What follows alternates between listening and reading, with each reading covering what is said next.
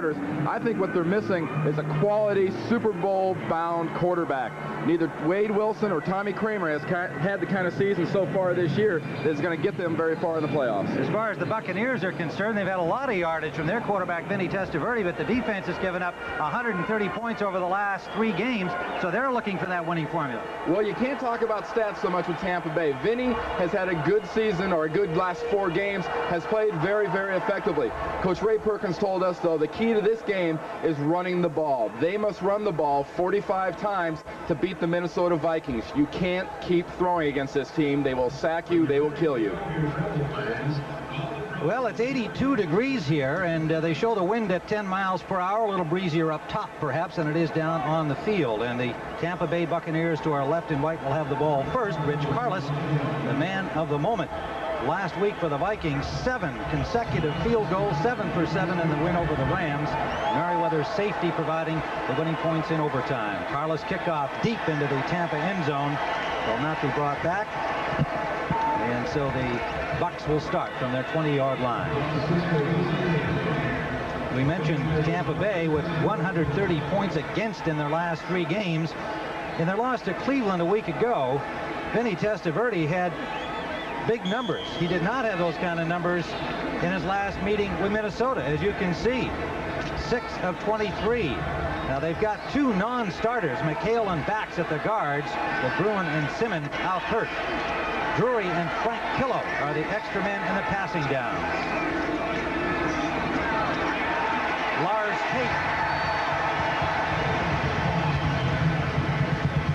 Tate, 7, maybe 8 yards.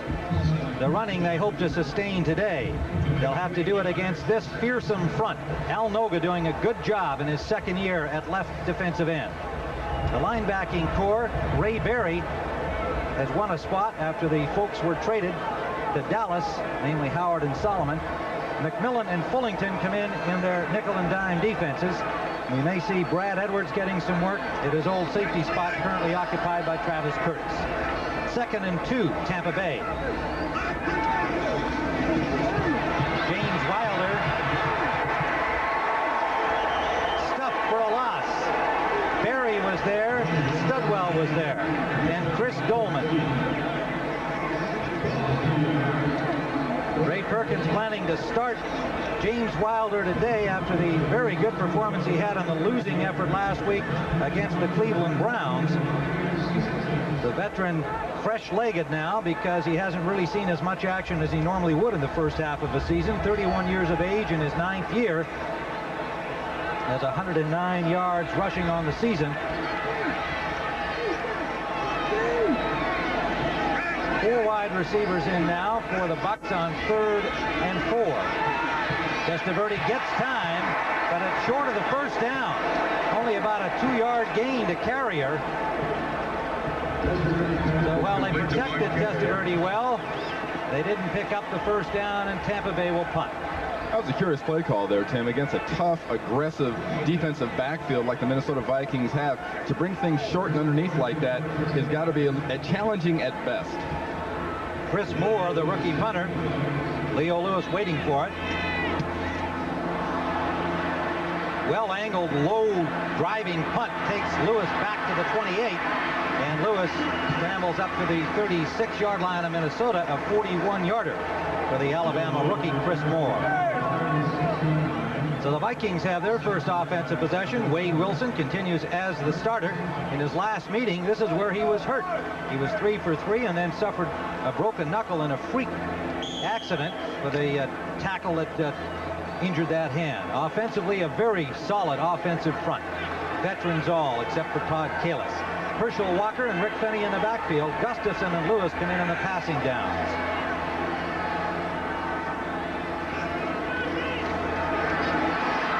Walker on first down and held to a gain of about a yard. First contact by Reuben Davis, number 79. Vikings without Alfred Anderson today. He suffered an arch injury. Is on the inactive list. Will probably be out of action 2 or 3 weeks. Defensively for Tampa Bay, Kurt Jarvis on the nose, Rondi Weston for the injured Robert Pig Goff. Sean Lee comes in on passing downs. A very good linebacking core. And returning to that secondary, Harry Hamilton, who has 5 interceptions.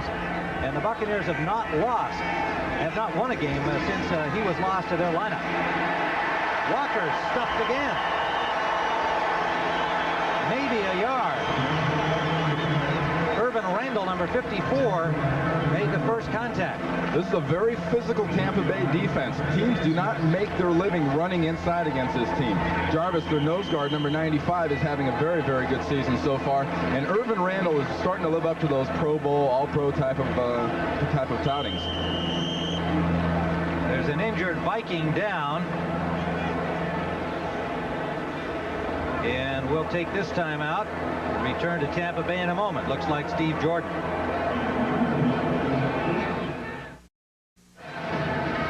Tim Ryan and Randy Cross at Tampa Stadium.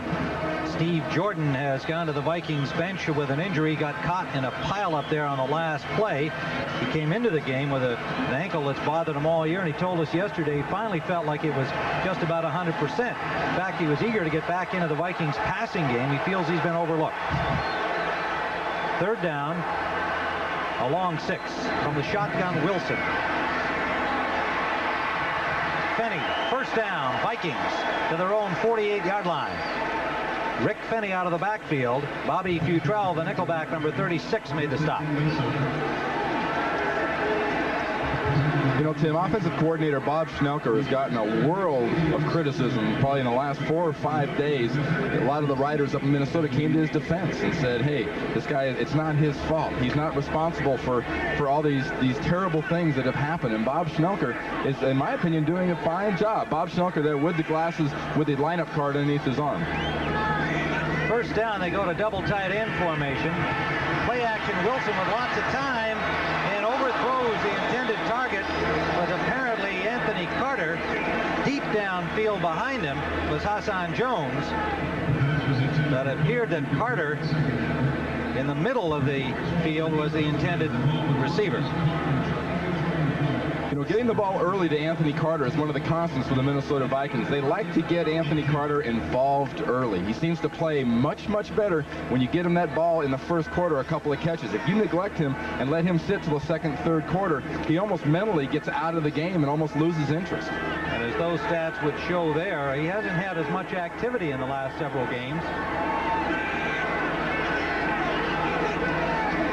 Second and 10. Deep sideline complete. Carter has it.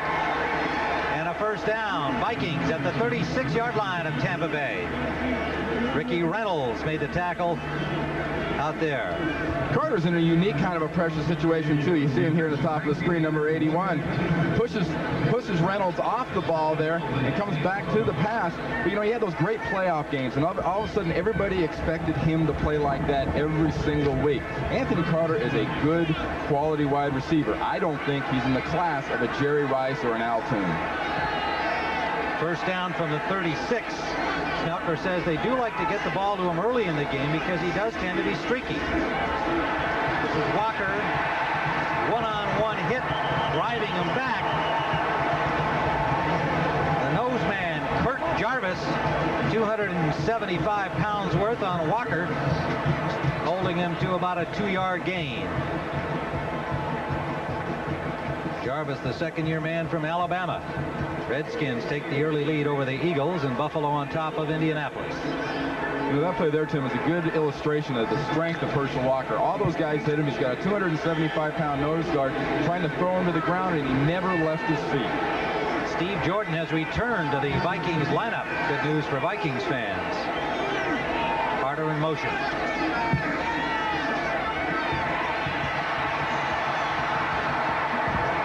Wilson will be short of the first down, diving in about a yard short of the marker, depending on the spot. And some extra pushing after the play by Kirk Loudermilk, the center, number 63, and a couple of Bucs defenders.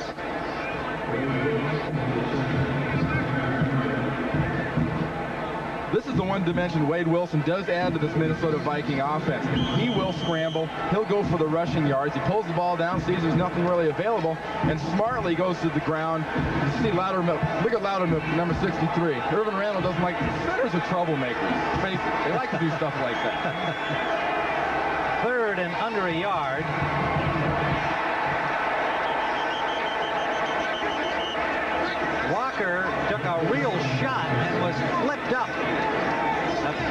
got the first down in hand as a result of that, and it was Reuben Davis who really put a rip on him. Watch Jarvis in the middle of the screen, number 95. Loudermilk can't get him. He picks Finney off. He's trying to lead block, and then Davis flips Herschel Walker into the air. Not much for yardage, but great for style points. Well, and the spot did not give them the first down. I thought he was there. Dozier comes in. It'll be 4th and a football.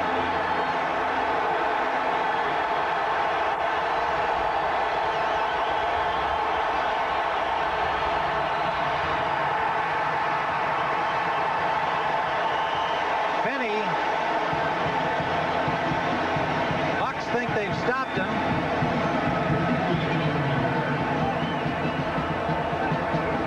Rick Finney on a straight dive, and they're going to measure this one.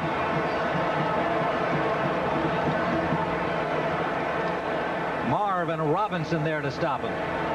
Tampa Bay is playing short yardage defense like you're supposed to. They're down underneath the Minnesota Vikings. I think Finney just barely got it.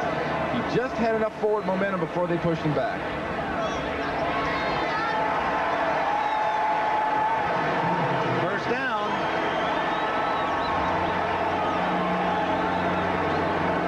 Minnesota's opening drive now to the 26-yard line of Tampa Bay. They've used up 4:43 on the clock.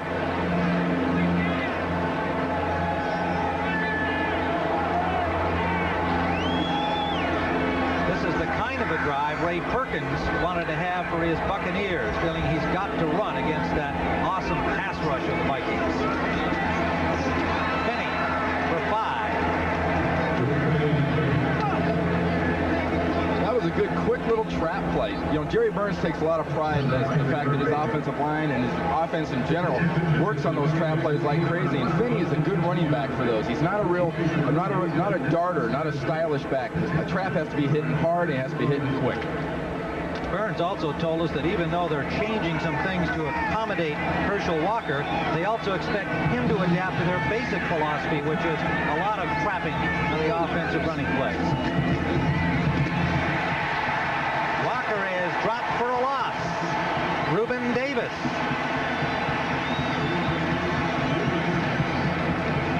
Well, Minnesota gets down around the 20-yard line, down in the red zone. This is the part of the field they have had the most trouble with all season long. They are not scoring effectively when they get down here. Last week, great example. 7 times they're kicking field goals. You can't win in the NFL with those sorts of stats. 3rd down after 6 consecutive runs. They go to the shotgun.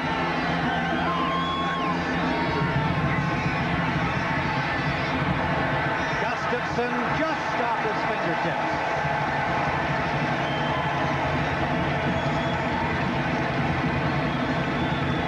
So Rich Carlos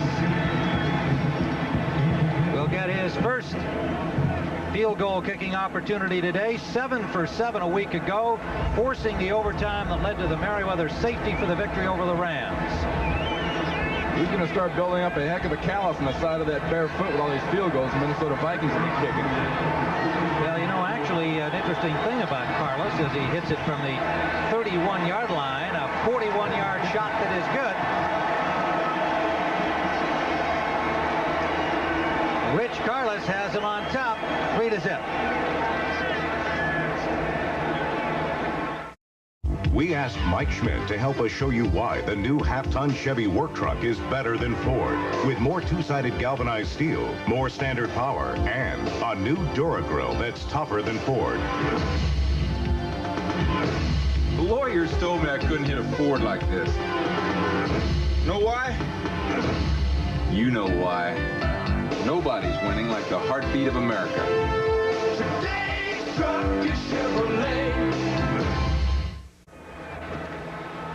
Rich Carlos, a 41-yard field goal, his longest of the season, opens a 3-0 lead for the Vikings.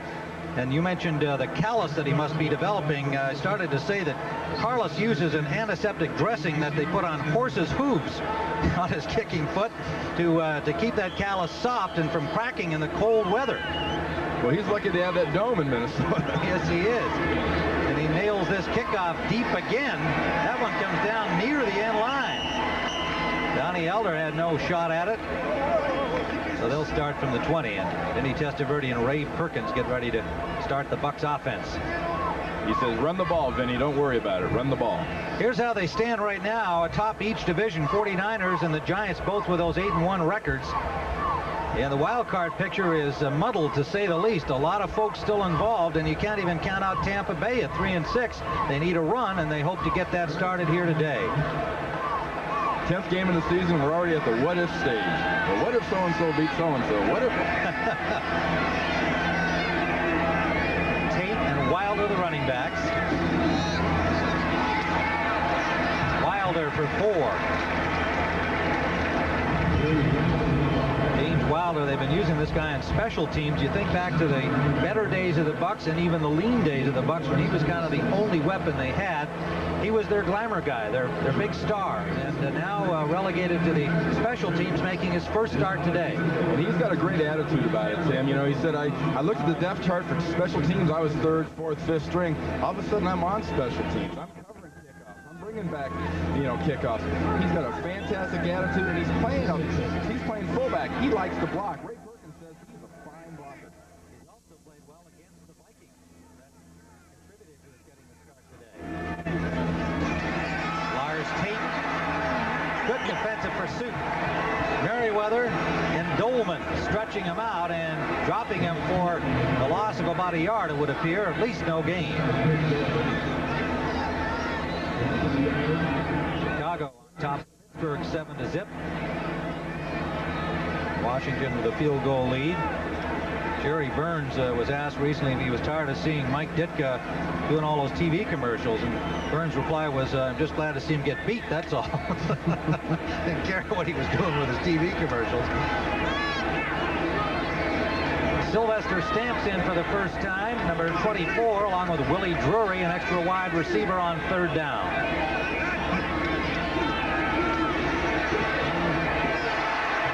Loose ball. Reggie Rutland, touchdown.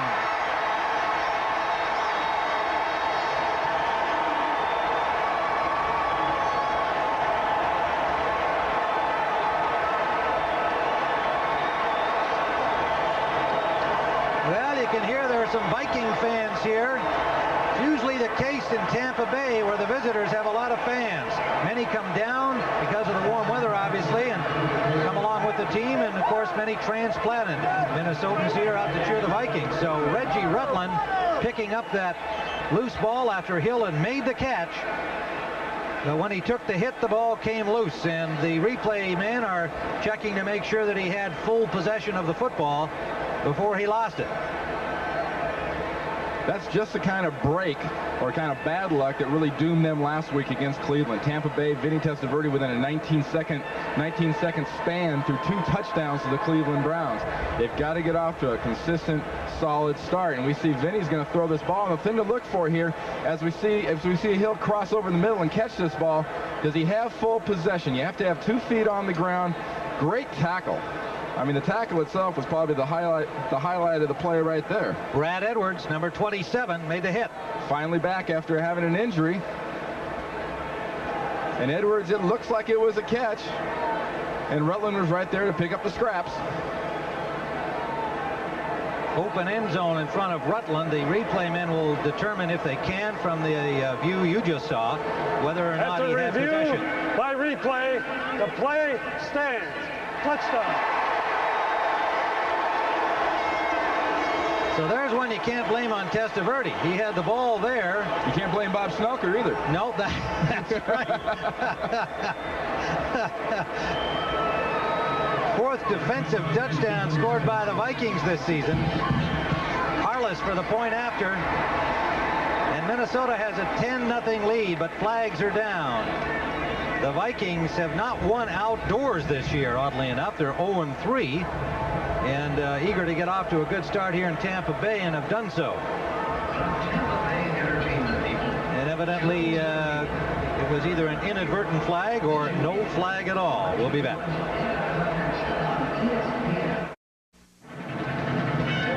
Tim Ryan and Randy Randy Cross at Tampa Stadium, where the Vikings have taken a 10-0 lead. Reggie Rutland picking up the fumble by Bruce Hill and taking it in 27 yards for the score. You see, earlier in the year, first 5 weeks, Tampa Bay 3-2 when their opponents off those turnovers only got 14 points. 66 points in the last 4 weeks. Always the killer. Donnie Elder.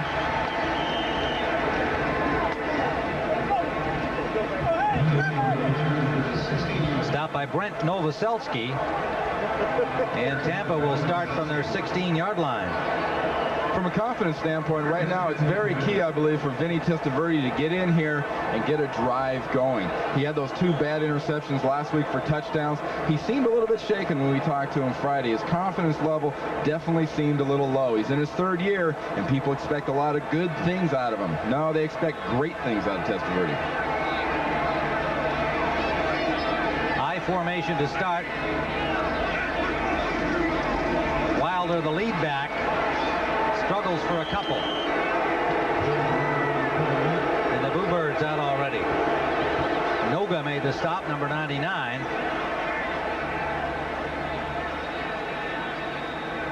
Well, Ray Perkins seems committed to his pre-game philosophy of wanting to pound the ball at the Vikings and run the ball, but you get very far behind and you start having to throw the ball against this defense. They can get ugly real quick with guys like Millard and Dolman and Noga coming after you.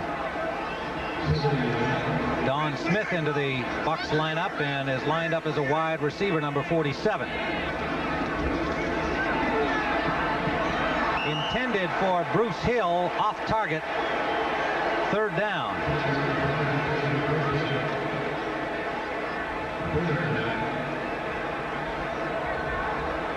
Tampa Stadium, good crowd on hand. They expected over 60,000. It seats 75 here. And with the lack of success, they don't see too many sellouts. So today, a good house on hand on a beautiful sunny afternoon in Tampa, Florida.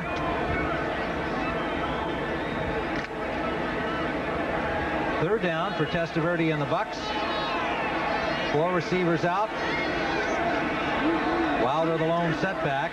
Vikings counter with 6 defensive backs. Testaverde is sacked. First of the day, Henry Thomas, first man to get there. Millard right behind him, pinning him. We talked earlier about Vinny Testaverde's confidence. Well, one of the things that does not exactly instill confidence is looking across the line and you see Millard and Dolman and Thomas. You see right there, just goes by him and Millard cleans him up and puts Vinny on the ground. You look at 75 on a constant basis, having to throw the ball.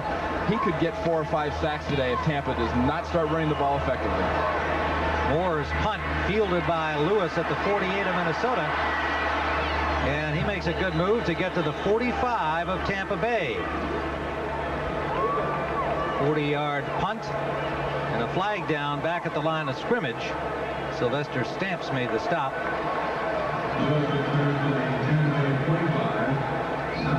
Referee today is Dick Jorgensen. And the Vikings will have a choice to make. Penalty is against the Bucs.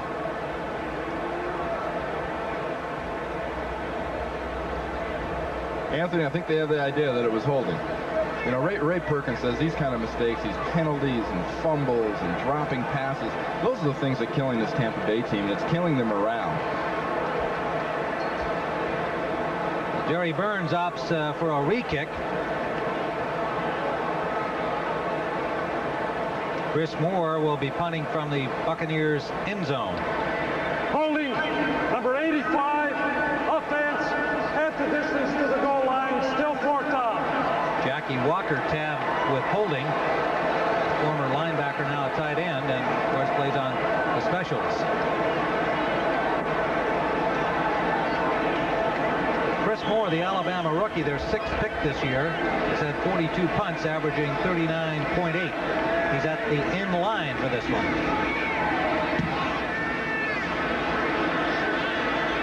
Lewis from the 45 of Tampa Bay and gets inside the 35. So Minnesota with excellent field position.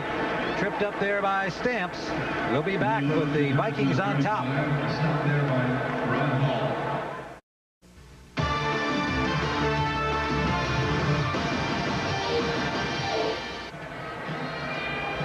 A view from Tampa Stadium of St. Joseph's Hospital in downtown Tampa, and we're happy to report that Buccaneer owner Hugh Culverhouse is out of there today. He was in for surgery Thursday evening on a blocked artery in his neck, and things went very, very well indeed, and he was released from the hospital today, and we understand is at home with a technological way of viewing the game today, despite the fact it's blacked out in Tampa, and we send him our best.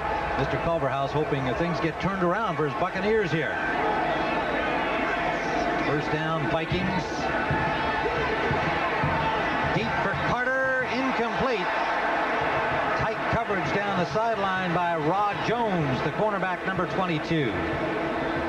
Tim Ryan and Randy Cross at Tampa Stadium. We're in the first quarter of play here in Tampa, 2:49 to go. And the Vikings scored on their first offensive possession and then added a touchdown by Rutland on an interception return for a score. It's thus far been a typical 1989 Minnesota Vikings game. A tough, stifling defense and pretty much an inept offense kind of wandering around and hoping they can make something happen. From the 35-yard line, 2nd and 10.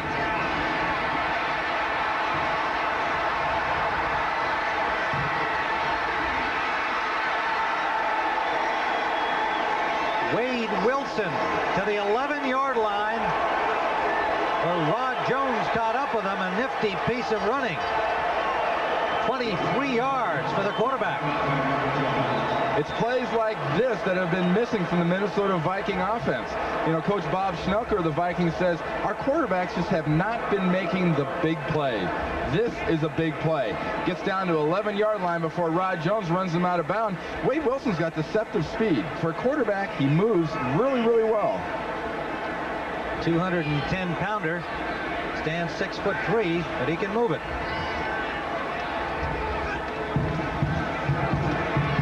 Wide open in the flat. Walker inside the 5. Reynolds drove him out. That's a play that the Vikings would like to use a lot to Walker. If you get this guy in motion and can get him the ball when he's at full steam, he is awfully hard to stop. You know, I think you made the point yesterday, Tim, that Herschel's not really crazy about lining up out there as a wide receiver in the slot. You know, and he said, I'd rather not. I'd rather come out of the backfield. I'm an I-back, but I'm an I-back that can catch the ball. That's unusual for an I-back. He was never happy in the Landry offense at Dallas for that reason when they started lining him up in the slot. He's a running back. 3 tight ends are in here now on 2nd and 2. They can get a first down without scoring. Wilson pressured, throws it out of bounds. John Cannon had the rush.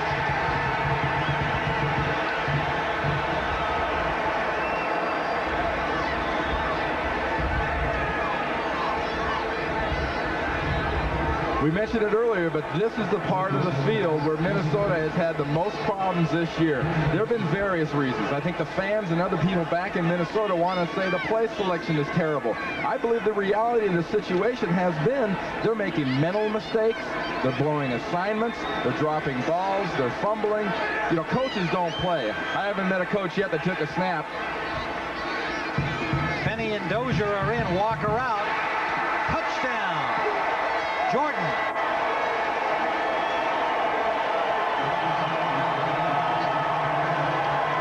That'll make that ankle feel a little bit better. That'll make Bob Schnelker feel a little bit better.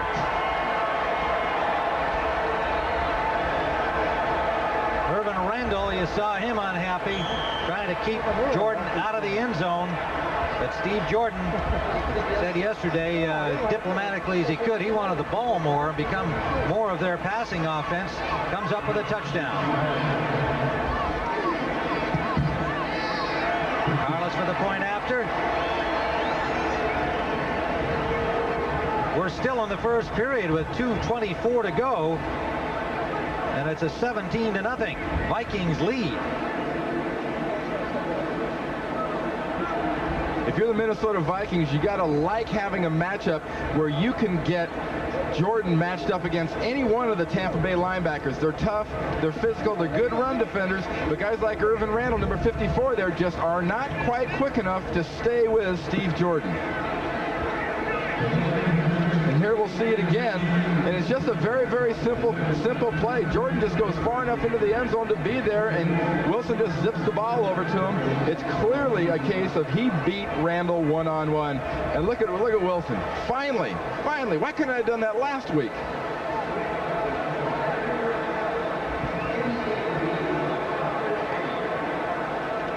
There's Bob Schnelker talking to Wade Wilson, and interesting hearing the 2 points of view. And you talk to the quarterback, accepting a lot of the blame on the part of the quarterbacks and the rest of the offensive players for not executing on behalf of Schnelker's plan. And Schnelker saying virtually the same thing. I mean, he just felt that, hey, we've been making the right calls. Our guys just haven't been doing the job, and we hope the second half of the season things will turn around. He felt his quarterbacks have not been delivering the goods, and he said that about some other players as well. Fumble on the kickoff, and is just buried in time by Sylvester Stamps at the 12-yard line. Sylvester Stamps fumbled and recovers his ankle. Stamps pummeled on the play, gets up slowly. This has got to be one of the loneliest feelings in the world when you're back there as a kick returner. Everybody else is running away from you. They're going to block, and the thing goes and hits you in the stomach, falls on the ground. Then you can't find it. Then they start spearing you with helmets, and guys are kneeing you. You just want to get off the ball and go to the sideline and get a drink. So Testaverde having to start deep here on this series. Down 17-0. The running game plan will go out the window. Passing on first down to the tight end Hall.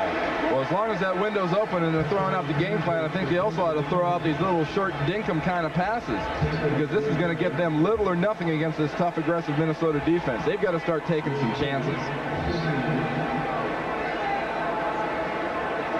Pickup of only 2 on that pass.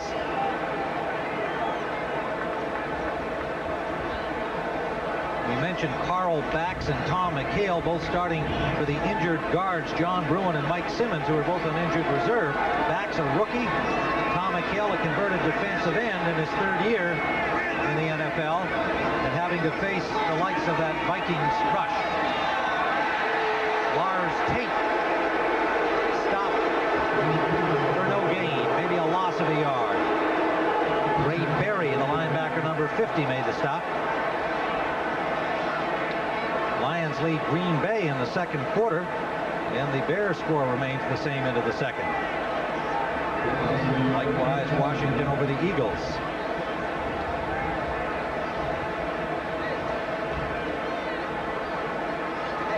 See Joe Ferguson there, number 12, on the sideline for the Tampa Bay Bucks. Probably older than half the coaches Tampa has on their staff. 3 wide receivers and Don Smith, running back, in on the 3rd down play. Bruce Hill hangs on to this one after a tremendous shot. Audrey McMillan, but Hill made sure to hang on that time. Somebody tell Hill to answer that phone that's ringing. But Vinny takes a chance. I said you got to take chances. Here's a chance. He tries to drop one in between the zone. Hill cradles it, and look at that Hill. Audrey McMillan just accelerates right before he gets to Hill and just drove right through him.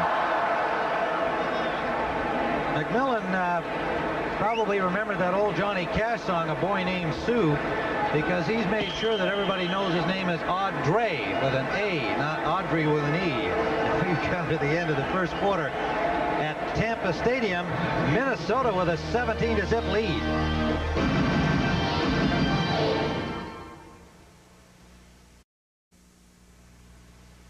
CBS Sports coverage of the National Football League is sponsored by Miller Lite. America's favorite light beer brings you the Miller Lite All-Star Super Bowl game.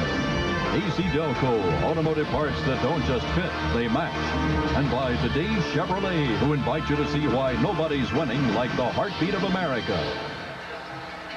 Well, you saw the beautiful Sunshine Skyway Bridge, and look at downtown Tampa Bay. A lot of new building going on downtown, and it certainly is a very progressive city with lots of things happening here in this beautiful part of the country.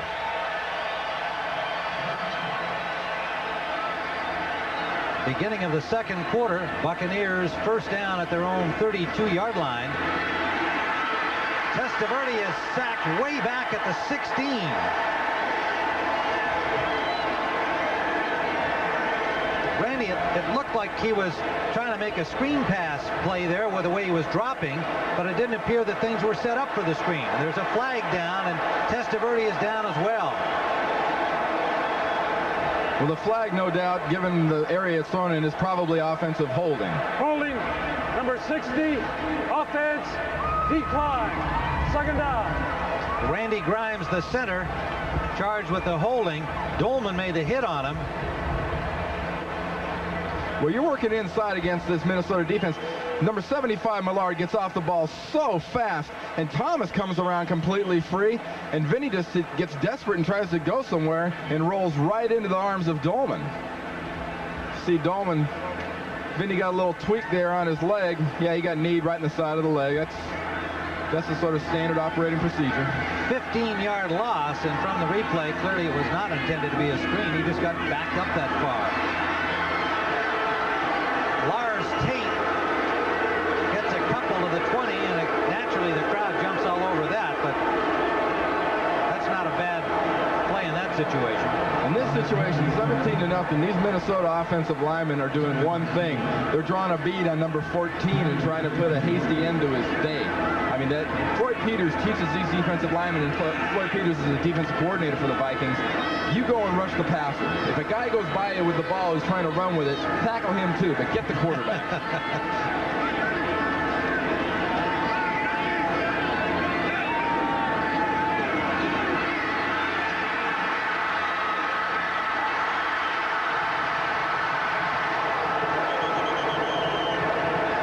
Testaverde introduced rudely to Joey Browner. Here's Keith Millard, number 75, working against Bubba Grimes, number 60 at center for Tampa Bay. And here's a little twisting game. You saw Thomas go in front of him. Millard will watch the films tomorrow and not be happy with himself for missing that sack. And here Vinny's trying to be a runner, and Browner's trying to point out to him, Vinny, you're not a runner.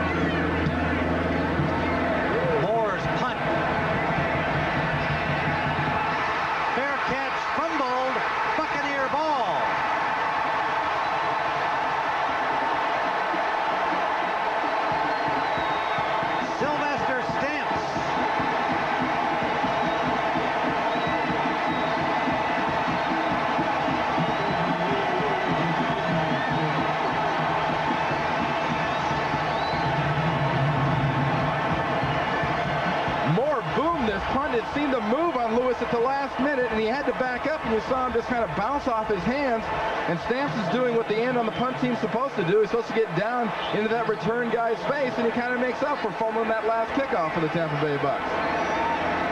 Unfortunately for Stamps, he didn't lose that one, but last week he had a couple of miscues, plays that he wasn't sure of, and cost him some time out, so that's a big play for that guy who can be a very dangerous player for you. Down and goal.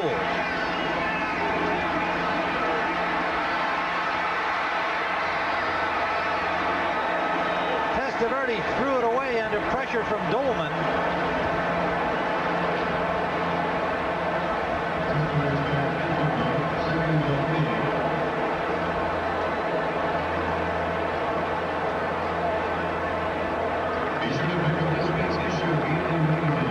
You see Tampa inside the 20, very, very good. They've done a heck of a job with that this year, and one of the key reasons for that has been Vinny Testaverde. He keeps his poise, and he keeps his patience when he gets down here near the end zone. Now here is a curious stat. That is misleading, though. They're ranked last in the league inside the 20, but look, their opponents have only gotten down there 21 times in 9 weeks. Running hard to the 5, hit hard by Studwell. Al Noga underneath him.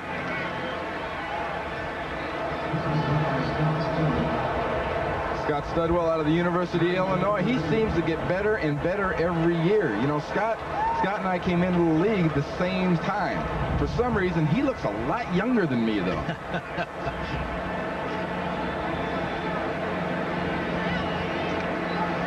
Now, that looks like a linebacker, doesn't it? Look at that blood all over his leg. He probably cuts his knuckles in the locker room before the game just so he can get a little blood flowing. He and Spielman from Detroit like to see blood. 3rd and goal inside the 5 from the shotgun. Testaverde trying to find a man. He's got one. Incomplete, intended for Carrier. Carrier and Drury wound up crossing near the post as they saw Testaverde having difficulty. And the Bucs will go for the field goal. You shouldn't have that situation with 2 wide receivers like that, or 2 receivers in general in the same area of the end zone. When you see your quarterback getting pressure and having to move and roll out, you have to move with him, not away from him. Donald Igwebuike is perfect inside the 35 in his career. This is a 22-yard chip shot for him. And he's got it. So the Bucs are on the board. Early here in the 2nd quarter, 12:06 to play. Vikings 17 and the Buccaneers 3. This NFL game summary is sponsored by City Corp, because Americans want to succeed, not just survive.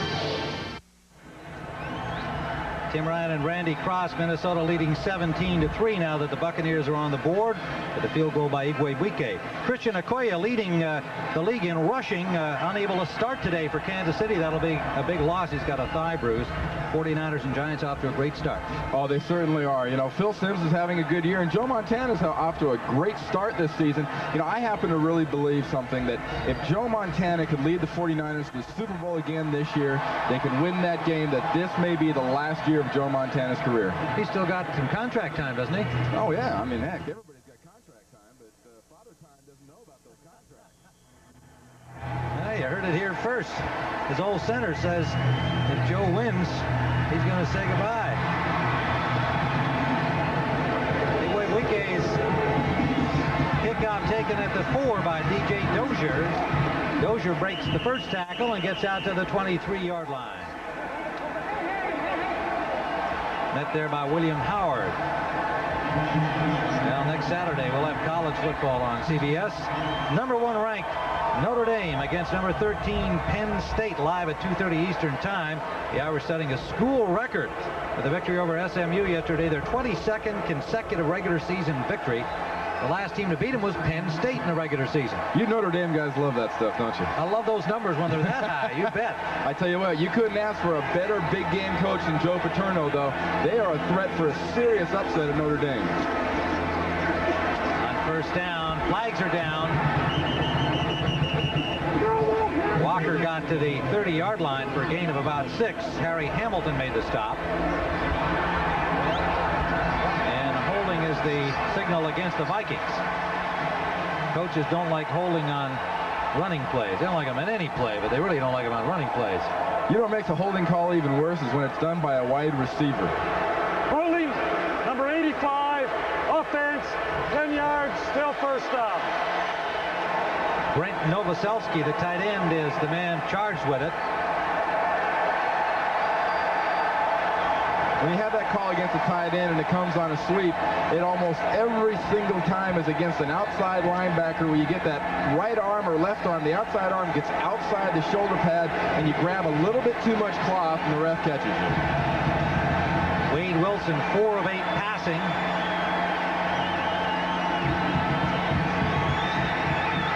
Gets some pressure in his flush.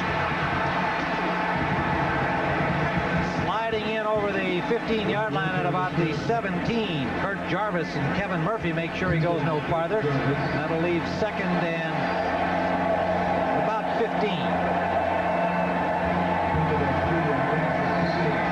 2nd and 16 for Wilson and the Vikings.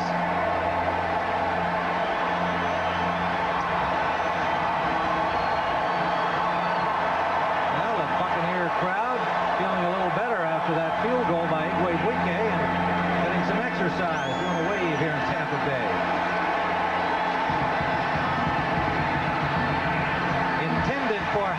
Jones incomplete. You always found that wave thing curious, Tim. You know, in San Francisco, our fans used to do it when we had the ball. They're sort of unclear on the concept. It's nice to make noise, but don't do it when I'm trying to listen to my quarterback talk. It's audience participation, Randy. I mean, it comes on the price of the ticket. Jerry Burns looks the same whether they're waving or not.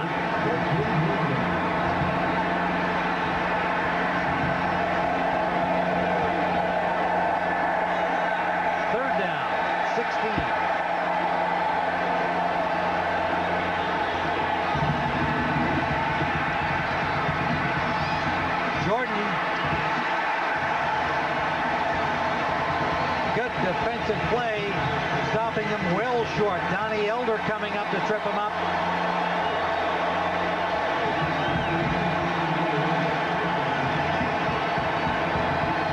Well, you always look for those early big plays. Certainly for Tampa Bay, that was one there.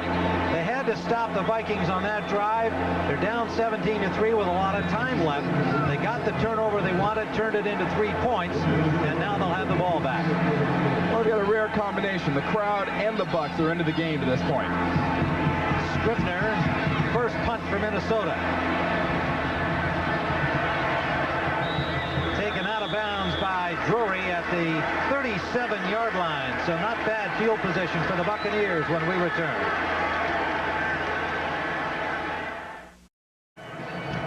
Tim Ryan with Randy Cross at Tampa Stadium on a beautiful sunny afternoon in South Florida. And Minnesota leading the Buccaneers 17-3, but Tampa Bay with good field position now as you see the Vikings offense getting organized for the next series. They're usually going over fronts. You know, the offensive linemen are telling the coordinator, telling Bob Schnelker or the offensive line coach, saying, now this is where the guy's lining up, and this is what I think we can get. And it's kind of like a wide receiver. Everybody thinks they can block the other guy.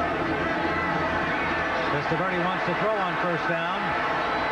Short man Wilder gets about 6. Wilder, the release man on that play. They had deep receivers downfield. Ray Berry made the stop. They wanted to run the ball here. You said Ray Perkins looking for maybe 45 carries, but in the first quarter they were just unable to do much on the ground at all, and then suddenly got behind. So as you can see, Wade Wilson's outrushed the Tampa Bay runners so far. But they're catching them. They're getting closer. Tim Newton into the lineup defensively at left tackle, and Doug Martin also replacing Noga and Thomas. Second and a long 2. Lars Tate stopped short of the first down by Doug Martin, veteran coming off knee surgery, missing a better part of the first half of the season.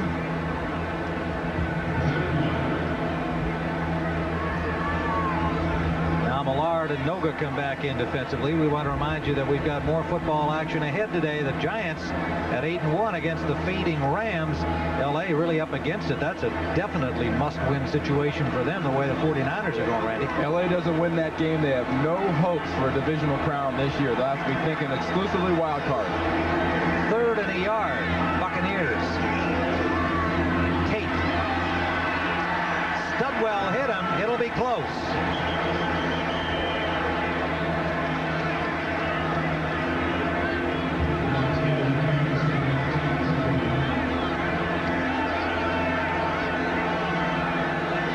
We'll see Scott Studwell come in from the left, number 55 on here. There he is on the left side of your screen. Just scraping and cleaning. He sees a hole and he fills it. Rolls right up there and hits right through Tate. Travis Curtis, number 49, in there behind him. But Tate got the first down. So the Buccaneers keep the football. 9:15 to go in the first half. Trailing 17-3. Approaching midfield. I think we have to look for Tampa Bay trying to push the ball down the field a little bit more. Instead of those little dinkum kind of passes, let's see them do about 15, 20-yard patterns. Something over the middle.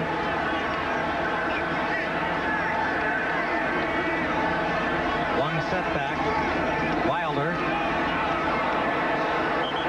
got maybe a yard. straightened up by Henry Thomas, number 97. Testaverde last week against Cleveland threw the ball 50 times, completed 27. 3 touchdowns, but 4 pickoffs, and the 2 of them in the first half led to as many passes as he threw. Well, Tampa Stadium, the site of our game today in the NFC Central battle, with the Minnesota Vikings jumping out to an early 17-0 lead, but the Buccaneers coming back with a field goal by Igwebuike. Second down and 8. Flags everywhere before the play was completed. False start, number 74, offense, 5 yards, still second down. Paul Gruber charged with a false start, the left tackle, number 74. Play starts out of the white when the play starts. Okay. Well, the play of this game so far happened in the first quarter. Vinny Testaverde back to pass, hits Hill, and then Edwards, number 27, hits Hill aggressively, and Rutland picks the ball up and gets in there for 6 points. Number 48, Reggie Rutland, 27-yard fumble recovery for a touchdown. That opened up a 10-0 lead. And then a Wilson to Jordan pass made it 17-0. Second down and 13, a drop play. William Howard. And Howard gets maybe 4 yards. Coming up was Darrell Fullington to make the stop, number 29. Fullington, with relatives here in Florida, has some of his family at the game, as does Carl Lee.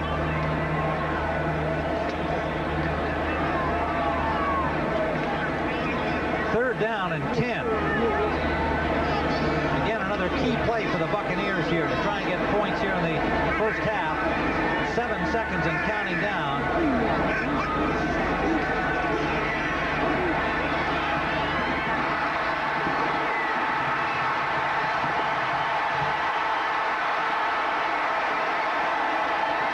James Wilder lost the ball, but he stepped out of bounds, so it will be Tampa Bay football.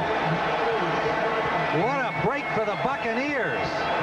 And James doesn't know it yet. Tremendous play by Wilder. Audrey McMillan came up with the loose ball, but Wilder had already gone out. Wilder just swings out of the backfield, a little crossing pattern, and Mike Merriweather, number 57, just does not make the tackle. And watch his left foot. We're going to see him step out of bounds. Right foot goes out of bounds first, then the left foot out of bounds, and then he fumbles. The ball just bounced right into the hands of Audrey McMillan. He was running faster than the ball there. But it's first down at the 30-yard line.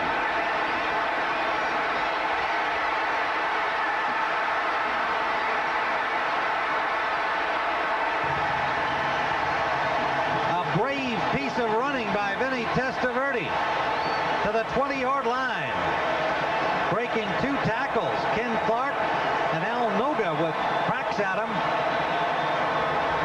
Testaverde, who built himself up to 230 yards, draws a smile there from Joe Ferguson on the sideline. You saw Ray Perkins talking to Joe Ferguson, and he's turned to him and said, stay ready. If this guy keeps running, you're going to be in the ball game pretty quick. Now, Vinny wouldn't want to describe Vinny as a real tough, aggressive style, quick running back quarterback. That's sort of an act of self-defense. Second and a yard. Tate.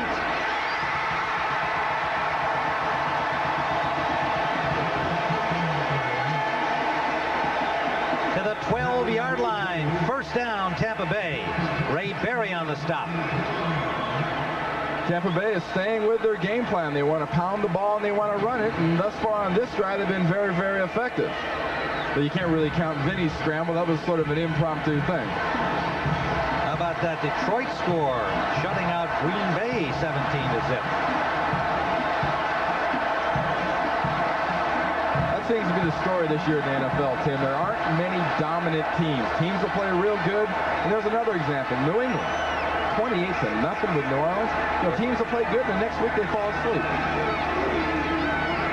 Tate on first down, and he'll lose a yard. Vikings came blasting through. Keith Millar, Noga right behind him, Studwell. And a loss of about 2. We're told there's a power outage in New England affecting that game. Certainly must be affecting the telecast. And I guess the Patriots are having a power outage too, huh? Yeah, 28-0. Maybe their owner, Victor Cayenne, decided to pull the plug on them. 2nd and 11.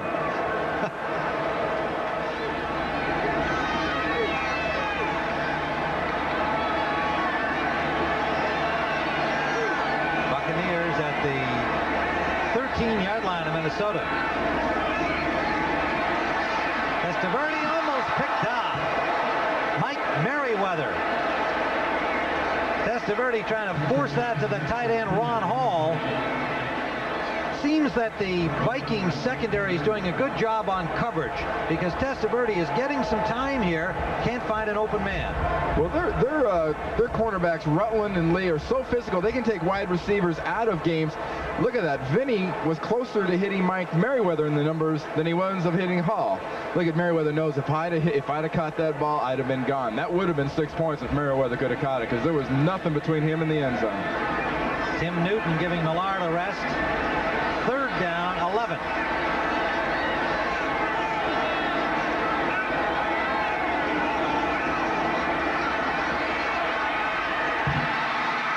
Bruce Hill, short of the first down, inside the 5. They'll spot it near the 3-yard line. They need to get inside the 2 for a first down. It would not be a poor decision at this point to go for it. Go for the first down. Go for a touchdown. You're down by 2 scores to a much superior team. It's not going to hurt you. They're going. 3 tight ends. Hall, 82. Harris, 86. And Walker, 85 come in. And now the Buccaneers will have a timeout. And no, Vikings have taken the timeout. We'll be back. This way, Mr. Starr. Life with me dad's a real scream. He needs a star vehicle, like my all-new Cutlass Supreme.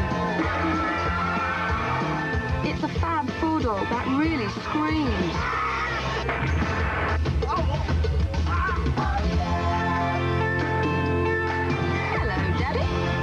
This is not your father's Oldsmobile. This is the new generation. An intense animated conversation between Perkins and Testaverde preparing for this huge play for the Buccaneers. What are they going to do, Randy? Well, I think that was all just a setup for the guys across the way. That was just a show. I think they're going to come out in like the I formation, lead block with James Wilder, get somebody off the ball and send Lars Tate high over the top. They've got Howard in Wilder's spot here, and Howard is considered the better run blocker of the 2 fullbacks. Number 43, Tate behind it.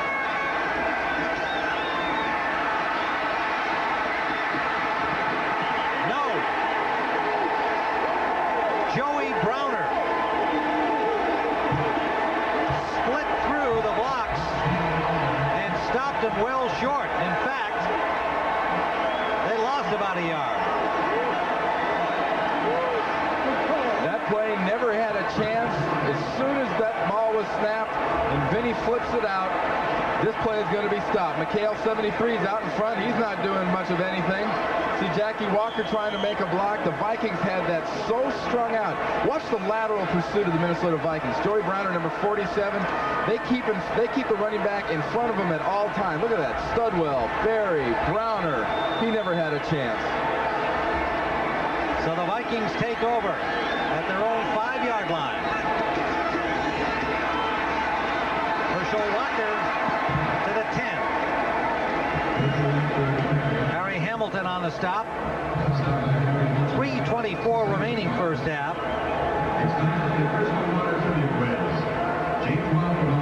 Fact of the matter is the Bucs failed to deliver there. The running game is what they needed to have today, and that was the perfect opportunity to show it. Harry Hamilton, number 39, just back in this week. Seems to be bothering a little bit, limping a little bit on, hopefully not on that bad knee. They haven't won since he went out on the Detroit game. Rick Finney has the first down. To the 17-yard line of Minnesota, Randall and Marv on the tackle. In this situation, the kind of offense we're going to see the Minnesota Vikings run, I believe, is going to be one that's going to limit the number of bad possibilities. They're not going to take too many chances here. They're going to feature Finney and Walker running the ball, and Wade Wilson, if he does throw, will throw very conservative passes.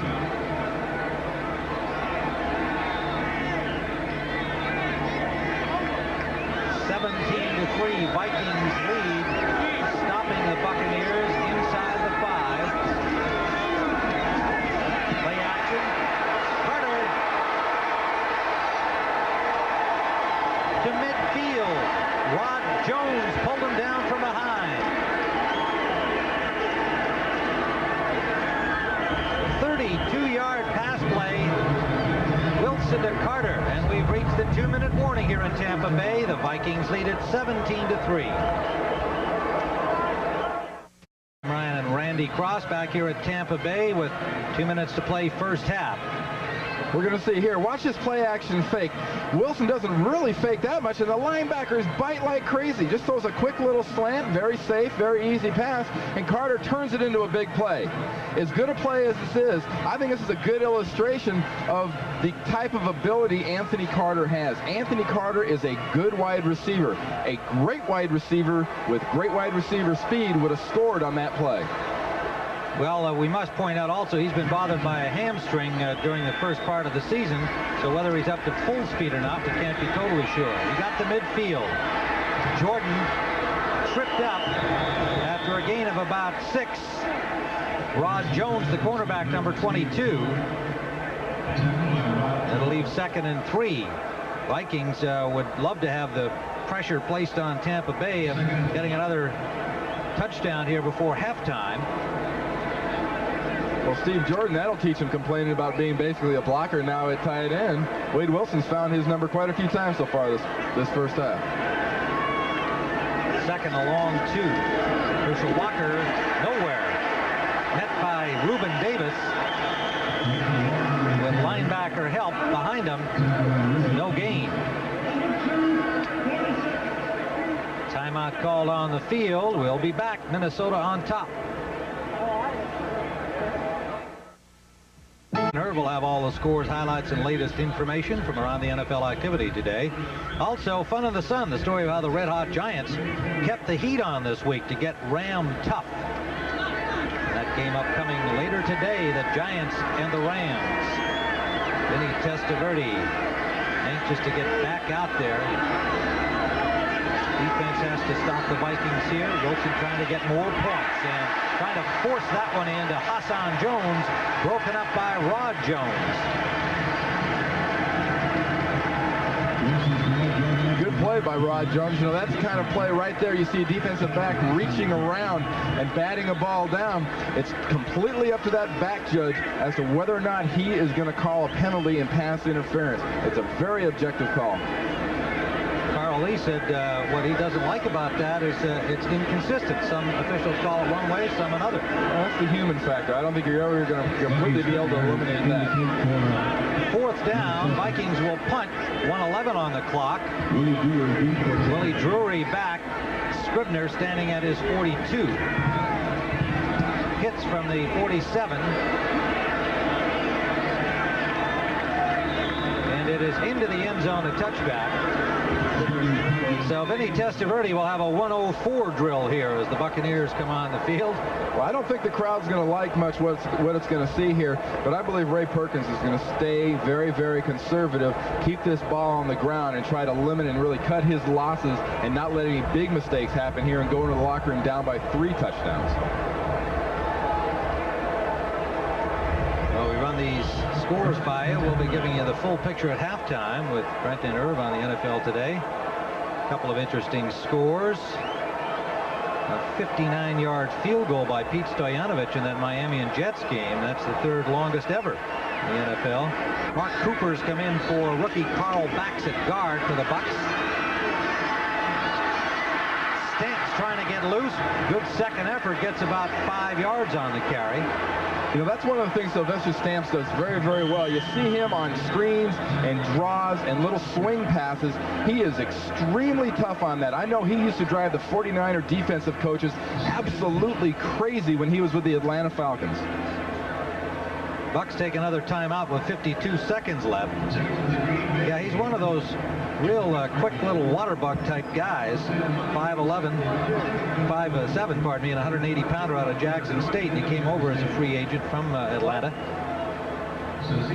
He can be a very dangerous guy if he gets into the open field. Testaverde and Ferguson, Perkins, all involved in the discussion here about the next play. And a reminder again that the Giants and the Rams follow our activity from Tampa Bay today. There's defensive coordinator Floyd Peters with the headset there, and he of the lack of hair on the head. Floyd, I think, without a doubt, the defensive coach in the NFL right now, and his record speaks for itself. The guy that really works to keep himself in shape, too. He gets into that weight room and hits those machines. Great shape. Second down and 4. Incomplete. The tight end, Ron Hall, shadowed closely on the play. The linebacker, Mike Merriweather. Merriweather, the man of the moment last week when he blocked the punt that went through the end zone and scored a safety. He didn't even know that it was a safety. He was all upset at himself for not smothering the ball and getting a touchdown in the end zone. He thought that's what he needed. But once the ball had gone through the end zone, it was a safety. Scored by Merriweather for the Vikings, giving them the win over the Rams. He said, you know, I was starting to cry at my mistake, and then I cried for joy when they told me the game was over and we won.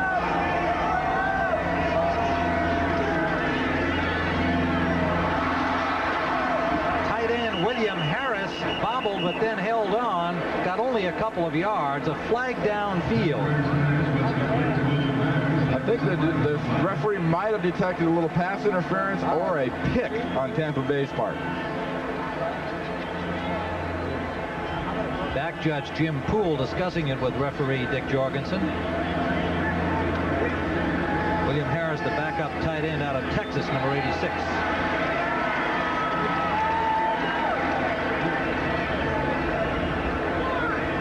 Signal is against the Vikings.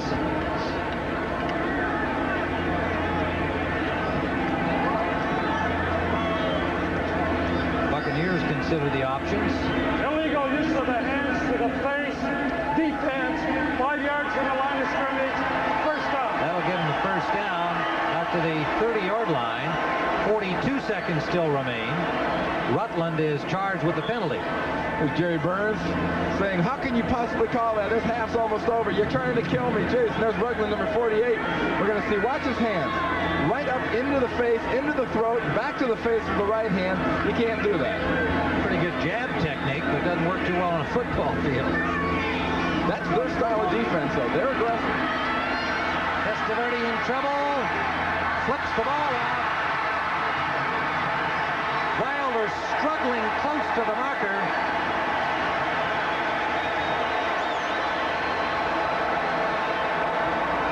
Timeout called by Tampa Bay, their last. 29 seconds left. Vikings probably thought they should have had a sack here. They should have had a sack here. Either Millard should have gotten him here in the middle. He just falls down and Grimes pushes him and helps him a little bit. Dolman should have had him here. But Vinny is playing the kind of game that these fans here in Tampa want to look to see. Look at that. That's resourceful. He's going down. He's almost completely down. Flips it to Wilder. Wilder's going to join into the act. He's not going to go down. He's not going to stop. And Audrey McMillan just barely manages to haul him in and stop him. And watching the replay, it didn't appear that he was in the grasp and control, the terminology in the rule book, in the hands of Dolman, and so his lateral pass was indeed a very alert and legal play, just short of the first down. Ball at the 40-yard line. Good effort by Testaverde and by James Wilder. And each team with one timeout remaining.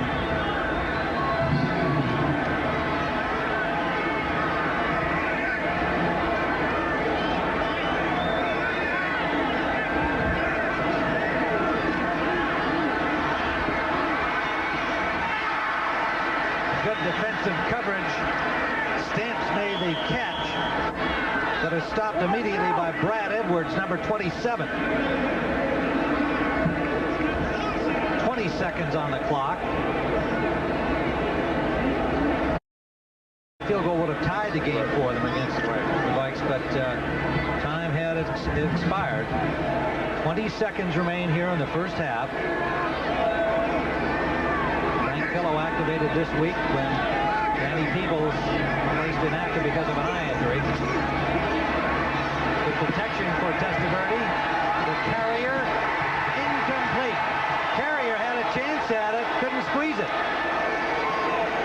The ball a little underthrown, which worked in Carrier's favor because Rutland was a stride deeper than he was, but Carrier unable to come up with a catch. 13 seconds remain. And Vinny getting back to the huddle. He ran all the way downfield to congratulate his wide receiver on not catching the ball. Actually, if he'd have caught that ball, all that would have really done would have been a little extra padding this passing stats because the clock would have ran out. He was inbounds. 43 catches on the season for Carrier. 13 seconds on the game clock.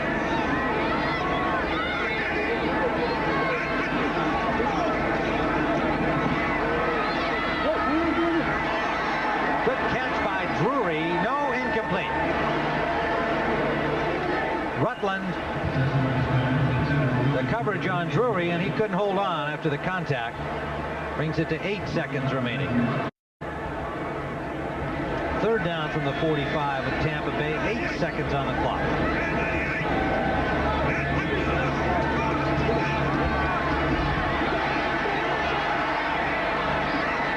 Wilder fumbles the ball out of bounds, and that'll do it. Zeros across here to the 30-yard line. Second effort gets him out to about the 33. William Howard on the stop for Tampa Bay. So Wade Wilson will bring on the offense of Minnesota. Wilson outrushed Walker in the first half, 32 yards and 3 carries. And he is 7 of 13 to this point for 80 yards and a touchdown. You talk about Herschel Walker, Tim, and Herschel said, when I was at Dallas, they said, you stop Walker, you stop this team. There's so much talent on this Minnesota Viking offense. You stop Herschel, you have all these other guys to worry about. Here is Walker on first down. And again, the Buccaneers swarm to the ball and hold him to a gain of about a yard. Walker admits that he would like to be running more from the eye. He's more comfortable there. The Vikings recognize that. They're adding more plays for him each week in that department. He can see the holes and operate better from that position, he thinks, than as a split back. You know, both the offensive coordinator Bob Schnelker and head coach Jerry Burns made the comments about Herschel's vision. They say he gets back in that I formation. He can see so much of the field, and he's such a great cutback runner. Running from the split now with Fenny, the fullback, in motion.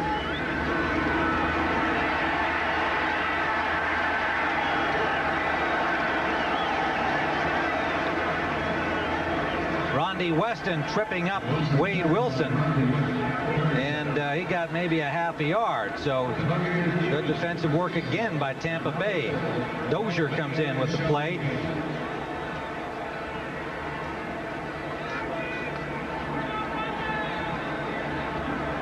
With Alfred Anderson on the inactive list, he and the other running backs would alternate bringing in the plays frequently for Minnesota.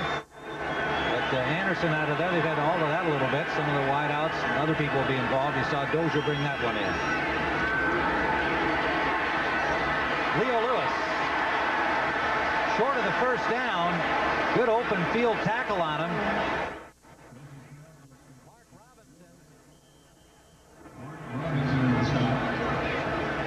And Wilson was lucky he got rid of that ball when he did. Watch the safety blitz. Ricky Reynolds will come out of the slot here. See that? Number 29, top of your screen. He's going after the quarterback. Everybody else is running downfield, and Wilson just gets his pass off to Lewis in time. Lewis with a stretch at least brought a measurement, but it appears to be just short. And it is. Fourth and just a few inches, and the Vikings are going to go for it. This this could be a very crucial decision, Tim. At this stage of the game, I don't know if you want to let Tampa Bay have this much life. You don't get a first down here, Tampa's going to get a great emotional lift. Darrell Ingram and Brent Novoselsky, the extra tight ends, come in to join Jordan. Vikings are 4 of 6 in this situation this year. Finney and Walker will be the running backs. You saw Jerry Burns stroll down the sideline, walk up to Bob Snooker and say, Coach, what are we running? Well, they're running the I. Herschel over the top. It'll be close.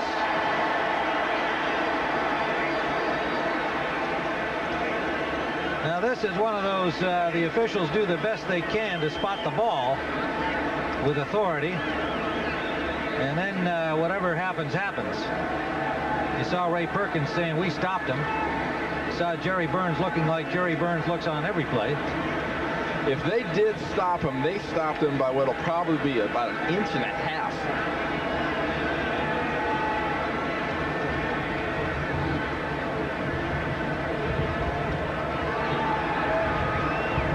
First down. Joe Ferguson is saying impossible. Well, there's very little doubt when you see Minnesota Vikings in an I formation. Herschel's back there about 5 yards deep. He's going up high. Finney dives over the top, takes out the linebackers, and Herschel goes up over the top and meets a linebacker right over the top of the pile. So the Vikings approach midfield at their 43.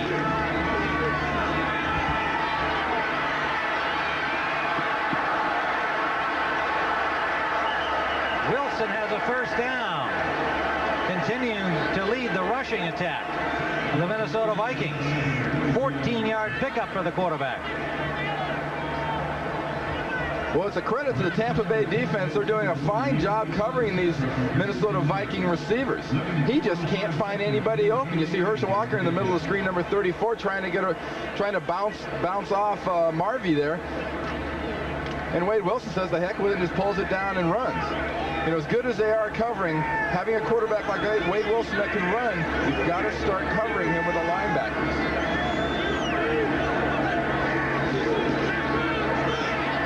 Walker, again, good job by the Bucs. Irvin Randall meets him. Talking with Randall about stopping this guy here who's selecting a hole to run through. Randall said ultimately, after coaxing it out of him, yeah, sure, there's an individual competition against a great running back. I want to look after the game at my stats and see if I've beaten this man one-on-one. Well, Randall was there and had help from you, Winston Moss and Kevin Murphy. Held him to under a yard.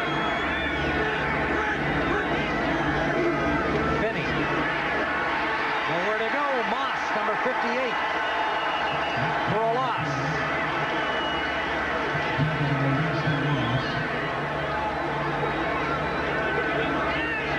Tempers are starting to flare a little bit. David Huffman, number 72 for the Minnesota Vikings, is in there pushing guys around. And defensive players, offensive linemen tend to get downfield a lot, especially guys like this. He's a real hustler out of Notre Dame.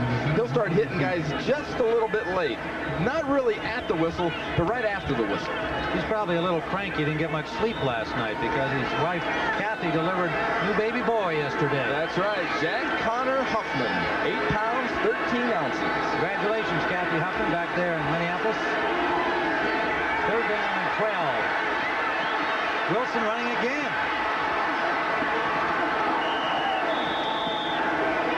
May have another first down. Injured Buccaneer down in the secondary near the Tampa Bay 30-yard line, away from the play. Harry Hamilton, and Hamilton, who's coming off a knee injury, missed the last 4 games and may have re-injured it. He is not only hurt, but you can see he's really upset at being injured. Key performer in that secondary of the Tampa Bay Buccaneers. Wade Wilson has a little trouble here with the snap. Get the shotgun, can't put a handle on that thing, tape a handle to that thing. And then he decides, what the heck, watch this move coming up here. He puts a move on Ricky Reynolds. Quarterbacks aren't supposed to be able to do that. He's a running fool today, Wade Wilson. 58 yards on 6 carries. That's better than any of these high-priced running backs. And Hamilton obviously highly distressed and hurting pretty good. 6-year man out of Penn State. Very intelligent performer back there in the secondary. They count on his leadership, his decision-making. He makes his secondary calls, and they haven't won a game since he went out of the lineup. We talked to him on Friday, Tim. I needed to have my Webster's next to me. That guy's got a heck of a vocabulary, and he's not afraid to use it.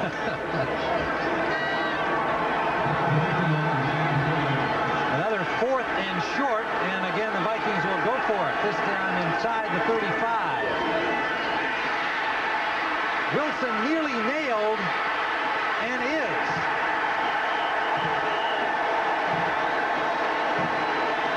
It was Mark Robinson who had the rush on him, and the Vikings trying to be a little tricky there on 4th and a foot going to the air. Tampa Bay didn't buy it. This is a case of maybe getting a little bit cocky and overconfident. They're going play action. They're going for the whole thing. They don't even take into consideration it's short yardage. You're going to get blitzes. You're going to get pressure from the outside. And Robinson, number 30, should have really had him in the backfield. As it was, they dropped him for about a 1-yard loss and take over the ball at their own 35-yard line. Those are the kind of play calls that perpetuate problems with play calling and coaches, and that's why articles are written about things like that. First down, Testaverde wants to throw, but he's got pressure. That'll be about a 2-yard gain to the back, Lars Tate. His release man getting him about 2, but good pressure from the Vikings pass rush led by Dolman. Testaverde is not getting very much time to set up. He's basically being able to take his 5-7 step drop. He gets about a second once he gets set, and then he's moving. And when he's moving, he looks desperate. He's playing like he looks like he's playing like he's scared. He's 10 out of 17 at this point. Protection was actually better in the first half and has degenerated as the game has gone on. And there's Dolman with a sack. 3rd Viking sack.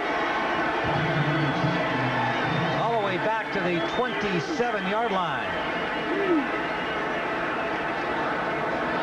Paul Gruber, the left tackle for the Tampa Bay Bucs, gets beaten here by Dolman, 56, who just comes in the left side of your screen there. He was very proud up until this point of the fact that Dolman was the only guy that had beaten him for a sack, and it had happened on a play-action pass. So he says, you know, guys beat you inside sometimes on play-action. That's understandable, but man-on-man, I can block Chris Dolman. Not on that play. Vikings won the first outing earlier in the season, holding the Bucs to only 3 points. Sacked again at the 20-yard line. Dolman one more time. Turning into Gruber's worst nightmare. Now, the last play, we saw the replay. It was a clean case of just getting beat. Now, watch Gruber. He's taking Dolman upfield. He's got him beat. He's got great position. As a lineman, there's nothing you can do about that. The quarterback decides to step up. The defensive lineman has his eye on the quarterback. You don't know where he is. Tampa Bay will have to punt. Lewis from his 40. Gets to midfield. 8:40 to play, 3rd quarter. Minnesota first down at their own 50 when we return.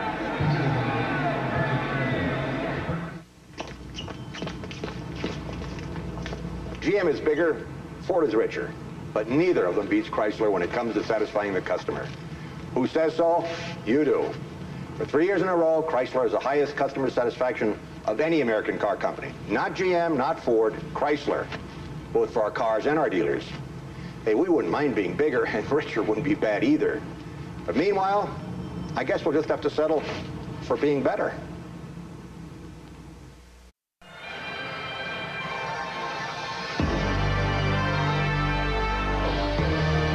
Tampa, Florida. CBS Sports coverage of the National Football League, the Minnesota Vikings, and the Tampa Bay Buccaneers. We're at Tampa Stadium, not far from Tampa Bay, that divides Tampa and St. Petersburg, beautiful Clearwater. And the Vikings, who won the first game earlier this season against the Tampa Bay Buccaneers, in command here with 8:40 to go, and they have the football at their own 49-yard line. Herschel Walker gets 5, maybe 6 yards. Ricky Reynolds tripped him up. Irwin Randall there to help. We're told Harry Hamilton apparently has re-injured his bad knee. They're working on it, but they hope to get him back in. That last play we saw Herschel Walker run is a play that they've put in since Herschel got there. It's that counter play that everybody uses, pulling the backside guard and tackle, and it's one that Herschel really excels at. Sherman Cockcroft in the secondary, replacing Hamilton as he has the past 4 games. Number 25. Wilson. They run again. First down. John Cannon got him, but not before he moved the markers. Flags down. Looks like they're going to have a little holding against the Vikings offensive line. Wilson up to 64 yards prior to that flag. Tripping, not holding. You know, so far in this game, this has been the Wade Wilson show offensively for the Vikings. Tripping, number 63, offense, 10 yards from the line of scrimmage, still second down. Typical center trick. Kirk Loudermilk. Explain that one, Randy Cross. Why explain it? If they hadn't thrown the flag, it'd been a great play. Is that your firm is resourceful when the flag's on thrown. Oh, okay, resourceful. All right, just check it. That's the kind of thing you practice. Hope you get away with it. It's a cheap shot if they catch it, but it's being resourceful. Second down and 15. Out of the backfield. Tight end Jordan, rather. Just a little delay into the middle by the tight end. Turns into about an 8, maybe 9-yard gain. It'll leave third down and 6. Irwin Randall on the stop. With all the weapons this Minnesota Viking offense has, they've got Herschel Walker, they've got Anthony Carter, Steve Jordan, Hassan Jones, Leo Lewis. I mean, it goes on and on and on. The guys that they can put on the field offensively. It's curious to me that they're so conservative in their play calling, so conservative in this offensive style. Well, that's what a lot of Minnesota fans are asking weekly. That's not conservative, but it's also off the mark. Intended for Jim Gustafson.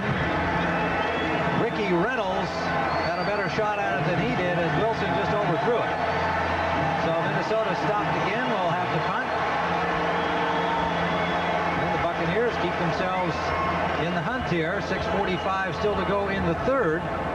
Minnesota controlling the game, but not able to keep an offensive drive going here. Scribner will stand at his own 39-yard line, awaiting the snap. Drury at the 10-yard line of Tampa Bay. Willie Drury, pardon me.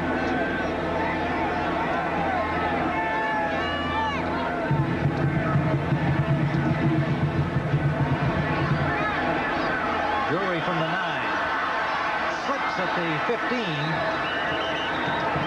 37-yarder. Drury gets it back to about the 16-yard line. We'll be right back.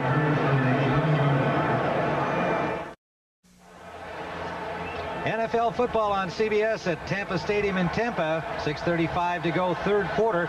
Vikings lead at 17-3, but Tampa Bay just stopped the last offensive drive. They'll start from their 16. So far, the Minnesota defense has completely stifled, harassed, sacked, and sort of beaten up Vinny Testaverde. And yet his numbers aren't so bad. He's 10 of 17, but only 83 yards. Hit by Travis Curtis on Lars Tate. Gain of maybe a yard and a half. Now here's what Vinny's had to put up with today. Look at that. 4 sacks, 8 hurries. 8 of those hurries could have been 2 or 3 of those could have been sacks. Not knocking down balls or batting them down. People are dropping his passes. it's been a long day already, and it's just barely half over. Testaverde passing at 54% coming into the game. 14 touchdowns, but 14 interceptions. Well, last year at this time, he had 22 interceptions.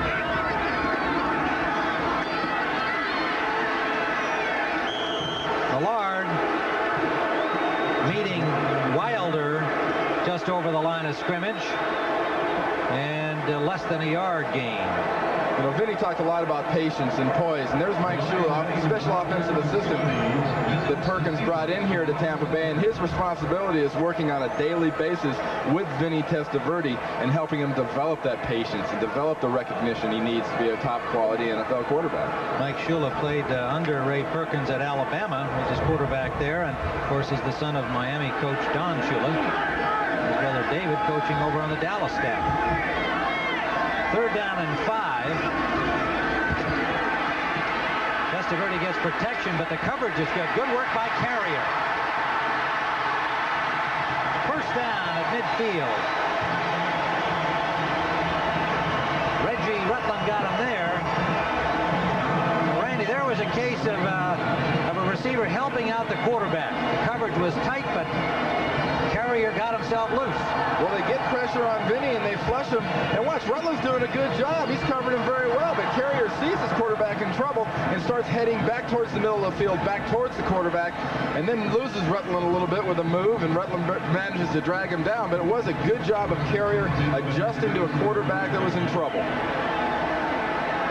So the Bucs just into Minnesota territory at the 49.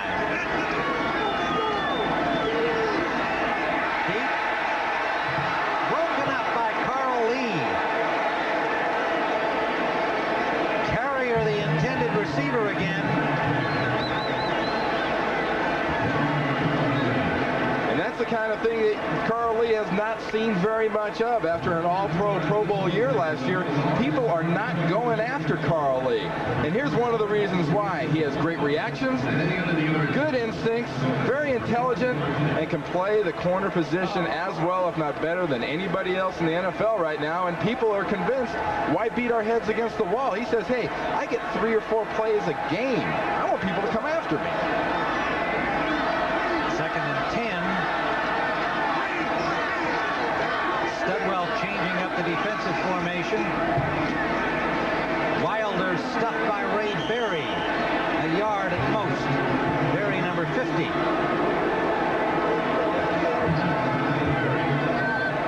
Young linebacker. When they traded Jesse Solomon and David Howard in the Herschel Walker deal, suddenly Berry found himself a starter. Of course, Mike Merriweather came over from Pittsburgh. 2 new starters at linebacker, and I think there were a lot of folks who thought maybe Berry wasn't ready to be a starter on this outstanding defensive team. Just his 3rd year out of Baylor, hadn't really played much. But Floyd Peters happy with the job he's doing. Floyd Peters is very happy with the way Ray Berry is playing. He went from a kamikaze, crazy special teams guy to next day he's a starter. 3rd down, 9.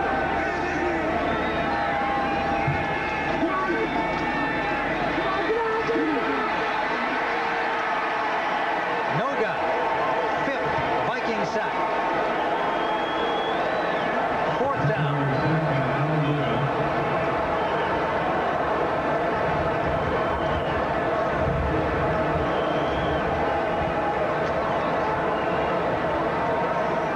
At this point, Vinny's going to have to start either rolling to his right or rolling to his left, because being a statue and standing in the middle really isn't doing him any good. This Viking defensive line is too good and too mobile to just stand in the pocket. He won't last.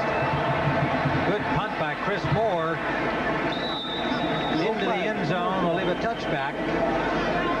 52 yards for the Alabama rookie. 3:40 to go, 3rd quarter. 17-3 Minnesota lead. Tim Ryan and Randy Cross, Tampa Stadium. Good shot there by Vinny Testaverde. A little over the head number with his paper cup, but unfortunately you don't get a 1st down on that play. You can see in the play selection they've been pushed out of their attempt to rush against Minnesota today because they fell behind early. Well, at the pace they're at, they're going to throw 40-plus passes, and that's not how you beat these guys. Now, Wilson had a charge from Kurt Jarvis, the nose man, and I think Wilson's going to get an intentional grounding penalty. Yes.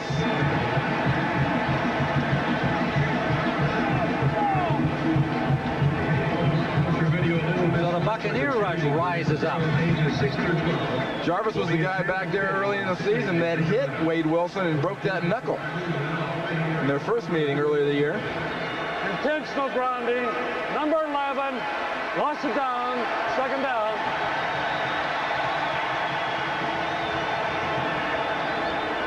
And Wade Wilson's on the left of the screen. Now watch Jarvis, 95. He's going to be coming around on a stunt here.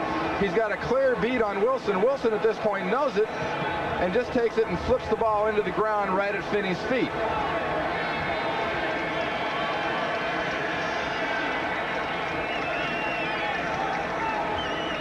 Some further discussion going on down there. Now they're marking the ball off. You heard them announce loss of down, but they didn't announce penalty yardage, and now it's being marked up. Grounding. Number 11, offense. He threw the ball from more than 10 yards behind the line. Therefore, we go to the spot from which he threw the ball. It's second down. Dick Jorgensen now having marched it off to where he had actually passed the ball into the ground. And it'll be second down and about 22 from the 8-yard line. So again, with more than a quarter to play, the Buccaneers with a defensive opportunity here, and the crowd sensing that gets into it. Walker is snuffed by Reuben Davis. That's about the 5th or 6th big play Reuben Davis has made today on the running game, and he stopped Herschel Walker dead in his tracks, and not too many people stop Herschel quite that way. Walker has carried 12 times for only 15 yards. Now watch, Herschel gets the ball flipped out to him, and all of a sudden out of nowhere, Davis is going to appear. Gets him right in the face, holds on, gets a little help from Moss and the rest of his buddies, and they finish him off. Davis came absolutely free on that play. Third down and longer. Jones, Lewis, Carter, and Gustafson in. Dozier out of the backfield. Got to the 20-yard line, well short of the first down, just back near the original line of scrimmage. Mark Robinson and Bobby Futrell stopped him there. So the Buccaneers do the job defensively. Let's see if they can turn it around offensively behind the inspiration from these folks.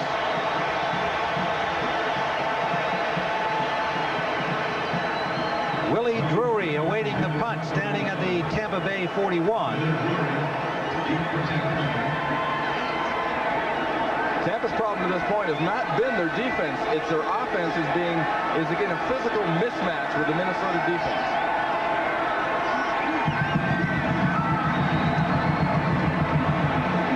Scribner's punt short. Drury with room.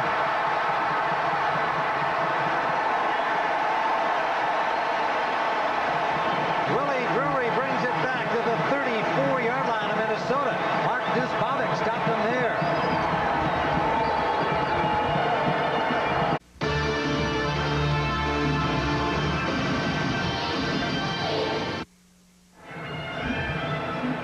.152 to go in the third. Tampa Bay ball at the Minnesota 34 after a 33-yard punt by Bucky Scribner.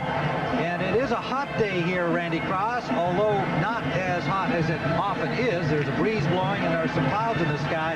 But the fourth quarter should physically belong to Tampa Bay. It really should. Look, physically, it should. Realistically, I don't believe so. I don't think this Minnesota defense can tire enough to make a difference. Lars Tate to the 30-yard line for a pickup of 4. Tripped up by Henry Thomas.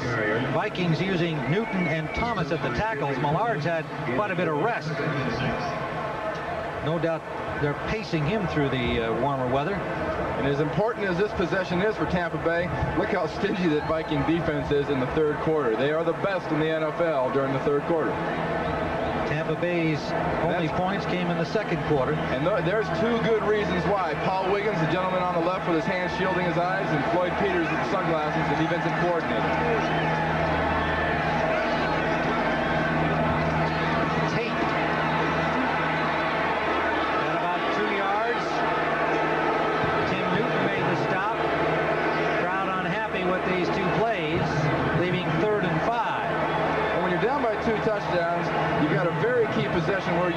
score a touchdown, it is kind of curious. You got to agree with the crowd. Why are they running out the clock? And that brings on Millard, of course, now that it's a passing down. Newton comes off the field. The extra backs come into the secondary. So the pressure on Testaverde to produce the third down pass play right here. Wilder and Stantz in the backfield. Drury, first down, Tampa Bay. Reggie Rutland on the tackle. It'd make Vinny's life a lot easier on make his life a lot easier on himself if he'd do that on first down instead of waiting until Millard and all those guys know he's got to throw the ball. So we've reached the end of the third quarter with the score: Minnesota Vikings 17, Tampa Bay 3. We now pause for a word from your local station. Today's NFL football is brought to you by ICO. CBS Sports coverage of the National Football League is sponsored by Cadillac and your local Cadillac dealer. Discover why the only way to travel is Cadillac style. MasterCard, master the moment until the 21st century. And by 98-calorie Lowenbrau Light, the one light beer with a strong character. Buccaneer first down. Tampa Bay driving here at the Minnesota 22. Bruce Hill to the 1-yard line.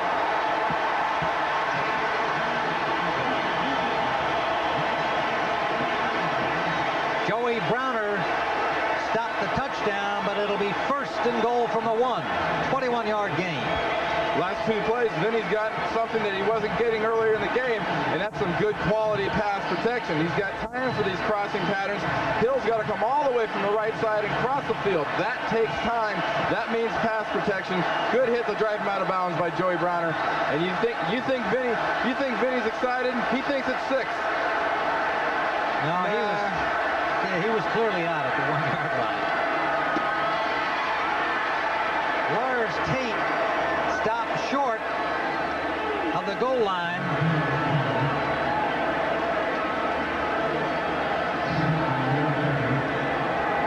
Tim Newton at the bottom of that stack.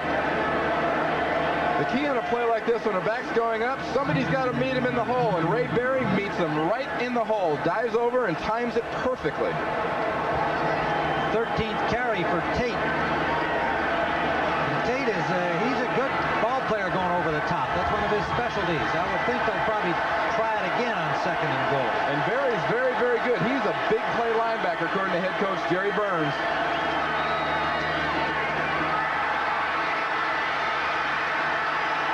Testaverde buried at the 5-yard line. Hard to tell whether that was a broken play or whether he intended to keep the ball there. Well, whichever it wasn't really a pretty sight. He's the last guy you'd really think would be carrying the ball. He was going to keep it. Absolutely. Seems to be some sort of confusion, but he was going to go. Looked like he wanted to go to his right, but Dolman got upfield so quick he took it away. I think on that look there, it was a planned play for him to keep it. But when he saw Dolman where he didn't expect to see him, the play was over. Third down. Goal to go from the 5. Wilder. Touchdown.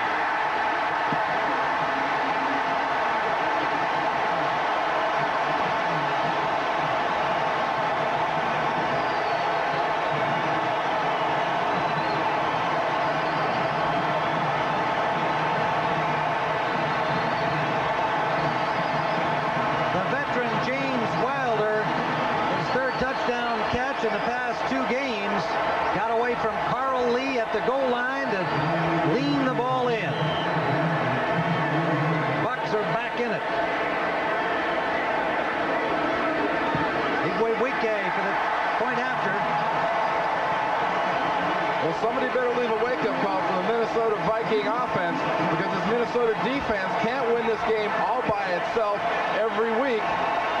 And we see Vinny Testaverde on his touchdown from the ground level, just flips it out to Wilder, and Wilder is not going to be denied. Watch him stretch the ball out for 6 points. This NFL game summary is sponsored by Levi's 100% Cotton Dockers. If you're not wearing Dockers, you're just wearing pants. Tim Ryan and Randy Cross at Tampa Bay. The Buccaneers defense has stopped Herschel Walker, Randy. But on the other hand, the Minnesota defense has stopped everything the Bucs have been able to do until that touchdown. That's right. Vinny Testaverde and the offensive line were the keys to that drive. The offensive line gave Vinny the time, and by giving him that time, he was able to hit the receivers on those crossing patterns. Well, that certainly made a difference. Whether they can sustain it now or not, they're into the fourth quarter when the Buccaneers feel they have the advantage because of the heat here in Florida. Minnesota has been using all of their defensive linemen, and no doubt an effort to keep them fresh. Dozier to the 24-yard line, stopped by Don Smith. Let's take another look at that, I think, very, very key play, which really could swing the momentum in Tampa Bay's favor here in the fourth quarter. Testaverde, very simple, just flipping the ball out to Wilder, and Wilder is going to score. He will not be denied. He was going to get in there. And the head linesman, Sanford Rivers, throws those arms up in the air with that. He's great. He can make a signal. There's no real gray area with him. If he makes a call, he makes a call. World-class signaler. On first down, the Vikings. Finney gets loose. Pickup of about 13 out to the 39-yard line. Rick Finney, the third-year man from Washington. Well, we saw it earlier in the game. This is another one of those quick-hitting traps. Watch Loudermilk, 63. McDaniel, 64, gets a good block. Kayla, 69, gets a nice trap, and Finney just gets it right up behind it and hits it quick. We said it earlier. That's the key to a trap play. You got to hit that hole right now. You can't be looking for breaks. Vikings first down at their 39. Finney again. Got maybe a yard. Well, now for an NFL update, let's go to Brent Musburger in New York.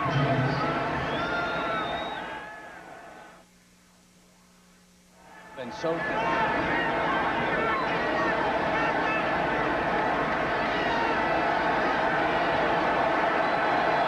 from the 41-yard line, 2nd and 9 for the Vikings. Clearly a huge defensive series for the Tampa Bay Buccaneers, who trail by only 7. An important offensive series for the Vikings to try and regain the momentum.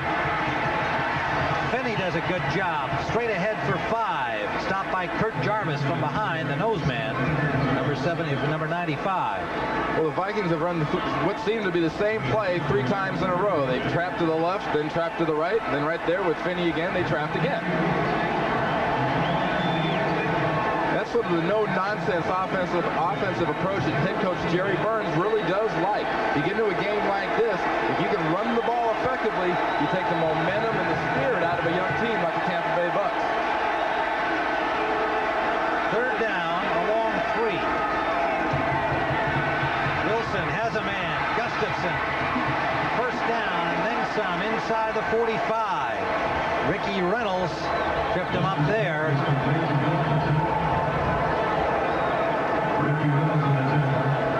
So the Vikings deliver on third down and are now moving through Tampa Bay territory. Well, the patented Packer comeback started at least against Detroit. Chicago continuing to dominate and shut out the Steelers. Denver in a dogfight with Kansas City.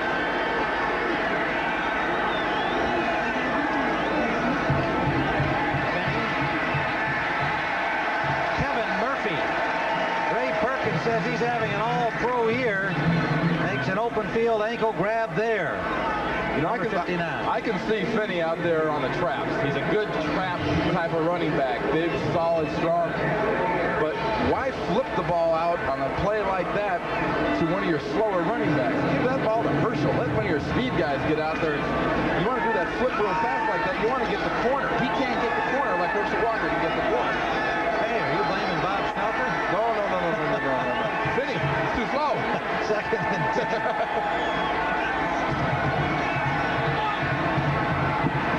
Gustafson again.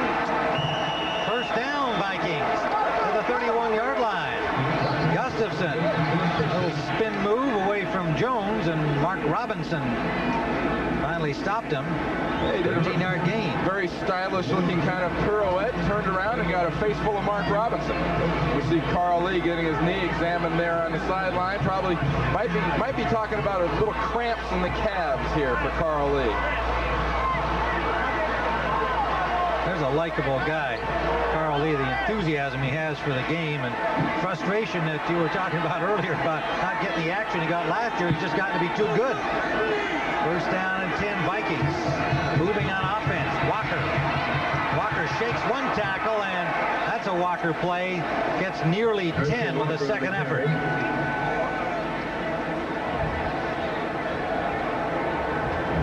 Sun has broken through the light clouds here in Tampa Bay, and the Buccaneers trying to stop this Vikings drive as Tampa Bay got themselves back into it, trailing now only by 7. Lots of time left. Plenty of time left, Tim. It's almost like Minnesota came to the realization that, well, gee, I guess this is a football game now. We better get out here and pound them a little bit and run the ball, and we need some points. Second down, about 1.5 yards.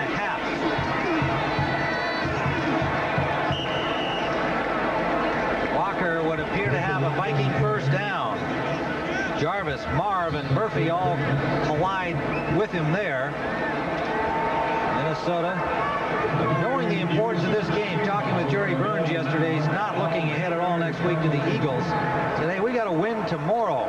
This game against Tampa Bay is the only one that's on my mind and my team's mind. They won a squeaker last week against the Rams. The way things are jammed up in that Central Division, Minnesota simply has got to win each week. Penny, a yard. Rondi Weston made the stop, number 77, right defensive end.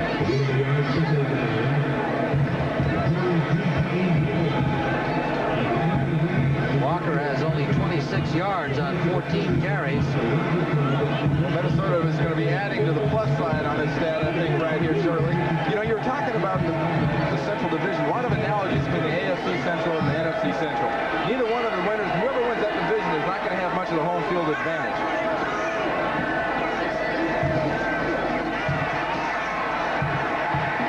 Rick Finney got maybe a yard on that trap play before he was thrown back by Marvin Moss.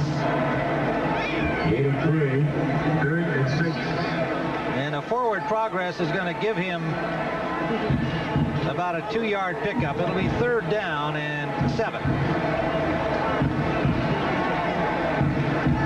We've got Leo Lewis in the game. This is a situation the Minnesota Vikings love to get the ball in his hands. He's one of those real clutch, very reliable receivers. There's Anthony Carter spectating at the moment. Takes the helmet off. Probably not real happy about not being in at this stage. 3rd down. Wilson for Hassan Jones, a fine catch. 1st and goal, Minnesota. Rod Jones pushed him out, but a fine turnaround diving grab by Jones. Hassan Jones has been a guy in the past that hasn't really gotten the attention I happen to think he deserves. He's a very good receiver, and Wade Wilson hits him with a great pass, but watch this catch. Leaping fingertips, just barely pulls it in. But Hassan Jones is starting to get more and more attention now. Anthony Carter's had an injury-ridden kind of a year, and Hassan Jones has really carried a lot of the load for the Minnesota Vikings. 11 plays already in this drive, keeping the ball from Tampa Bay. 1st and goal. Finney close to the goal line, not there. It'll be 2nd and goal inside the 1. Marv made the tackle, number 99. 6:09 remaining regulation time. Got a good shot here of a fullback. Watch this. Finney, 31, coming at you. Wants to find a little contact. Robinson puts a good hit on him. He spins and almost gets into the end zone. Wade Wilson in this half has been accurate, 6 of 7. And he was the leading rusher in the first half. Walker, touchdown.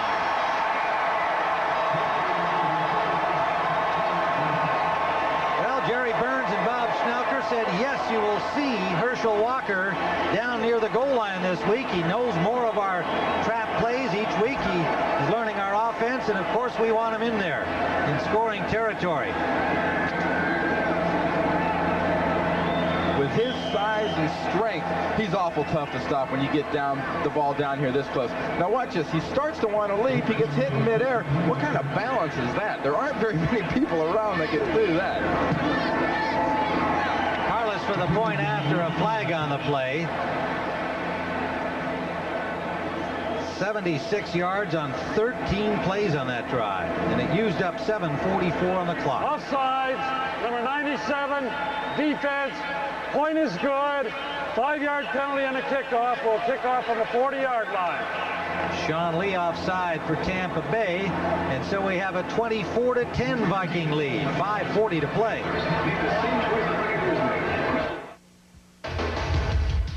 Strong character. The product of Lowenbrau for over 600 years.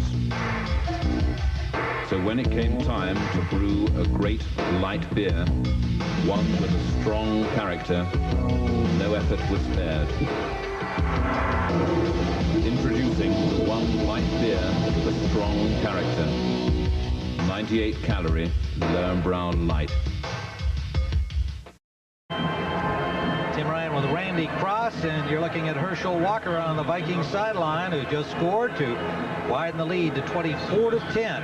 And most significantly, 7:44 used up from the clock in a 76-yard drive by the Vikings. Well executed, passing and running. Sylvester Stamps will not bring out Carlos's kickoff, and Tampa Bay will start from their 20-yard line. 5:33 remaining.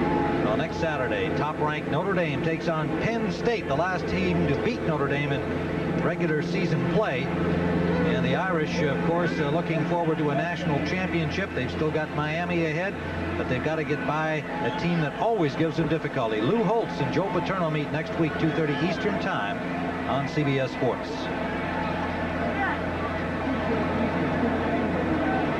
Vinny Testaverde's in a situation right now. He can no longer afford to be patient. He has to go down the field and make things happen now.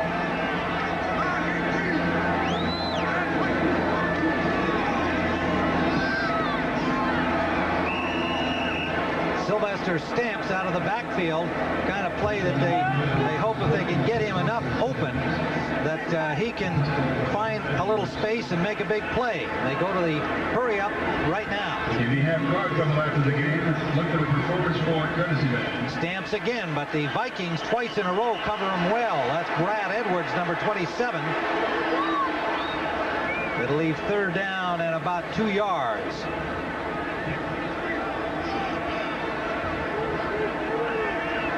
Mark Carrier looking back at Testaverde to get the count. Floyd Peters, defensive coordinator for Minnesota, barking signals to his charges. Wilder has the first down for the Buccaneers out to their 37-yard line. Was he screaming, watch out for the run up the middle?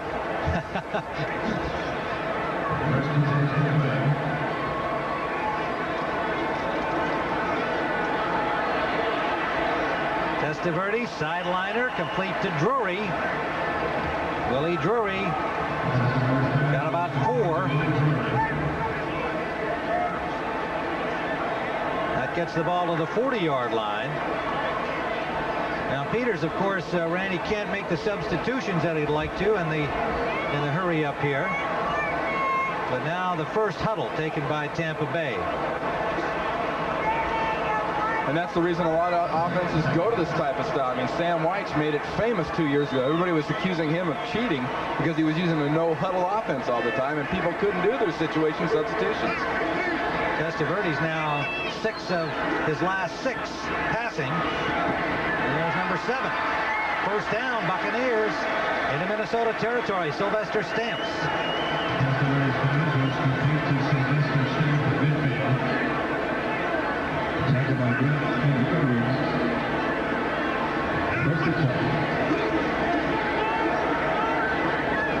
Incomplete. Intended for Stamps again, too low. Stamps might have caught the ball had he made a dive for it, but you could see he was hoping to turn it into something more by staying on his feet. Well, there's a lot of danger for a guy 5'7", 180 pounds going over the middle, especially against this Minnesota Viking defense. They want to keep getting him in there and hoping he can break a big play. But sitting in the middle are guys like Merriweather and Joey Brown at number 47 who can separate reality from the here and now pretty quick. Dolman comes off. Doug Martin goes in at right defensive end.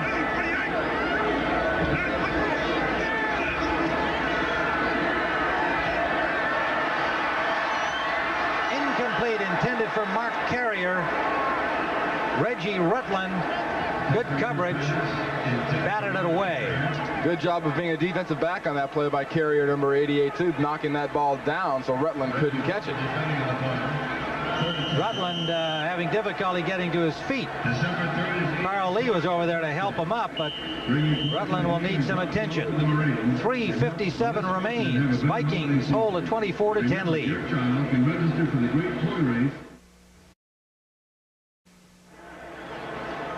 Well, after our football activity, and don't forget the doubleheader game still to come, the Giants and the Rams, will have a fine evening of primetime entertainment for you as usual on Sunday evening. One of the world's most accomplished jazz trumpet players, and when he feels like it, he'll tell you what's on his mind, Miles Davis. That's tonight on 60 Minutes. And he is a very interesting personality. Followed by Murder, She Wrote, and the CBS Sunday movie, The Return of Sam McCloud with Dennis Weaver. Third down and 10. Testaverde hit from behind as he delivered the ball by Dolman, and Testaverde slow to get up. A flag down upfield. Testaverde had a man open, but he didn't see Dolman, who got him from behind. He was in a very, very, very exposed position when he's back like that, throwing the ball. His arms in motion, it's going forward, and he got hit right in that arm area by Dolman. Deflected by Chris Dolman.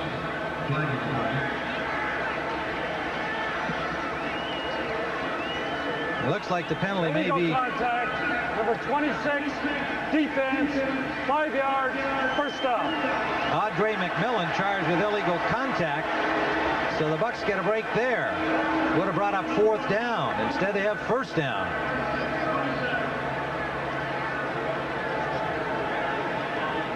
Now see with his arm in motion, the way that thing is moving, you can get a serious injury to an arm when a guy hits you when you're that exposed. So the Buccaneers still alive here, 3:52 to go. 45-yard line of Minnesota.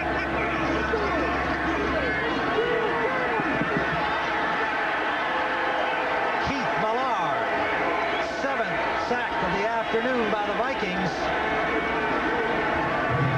You know, Randy, the writer in Minneapolis, Robert Sansevier, as we see Testaverde down again here, who's been trying to help out in finding a proper nickname for this devastating Vikings defense. And he says, go back to the ancient Vikings. Let's call them the pillage people. I kind of like that. I got to give him credit for that. They loot and pillage right here. Now watch Vinny Testaverde. He sees there's nobody open. He goes to go forward and try to scramble. Millard's sitting right there waiting on him. And he's just a little bit slow. Watch here at the end. He gets his leg caught up underneath. Millard puts him down on the ground rather gently, as a matter of fact. But Vinny got his leg got a little tweaked underneath him.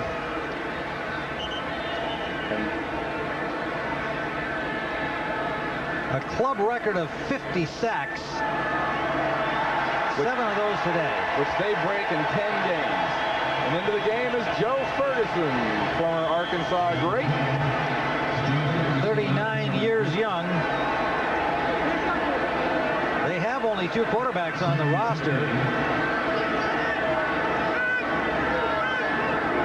Second down and 15. Ferguson. Incomplete. Intended for Stamps out of the backfield.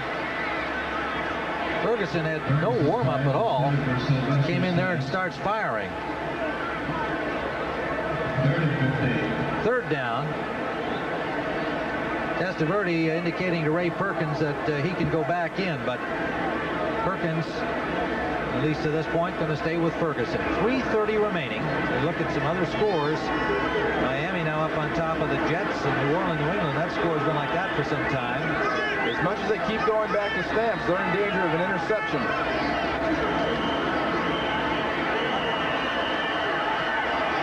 Ferguson flushed up the middle, but play whistled dead before he was tackled. You know, you can start number 72 offense before the snap, 5 yards, 3, still third down. Right tackle Rob Taylor.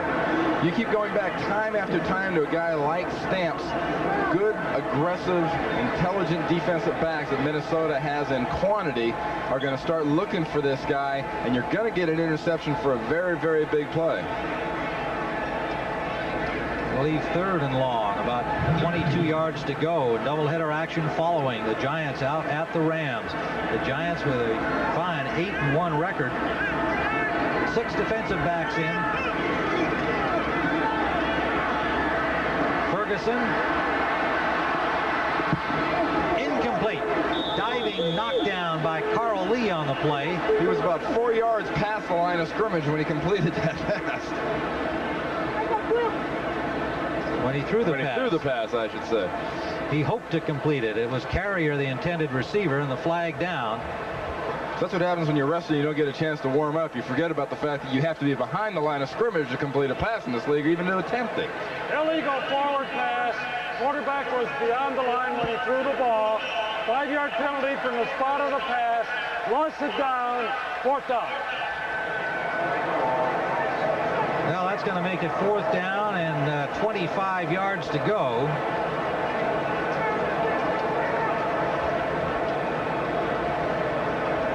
And of course, they'll have to go for it anyway. 3:17 to go.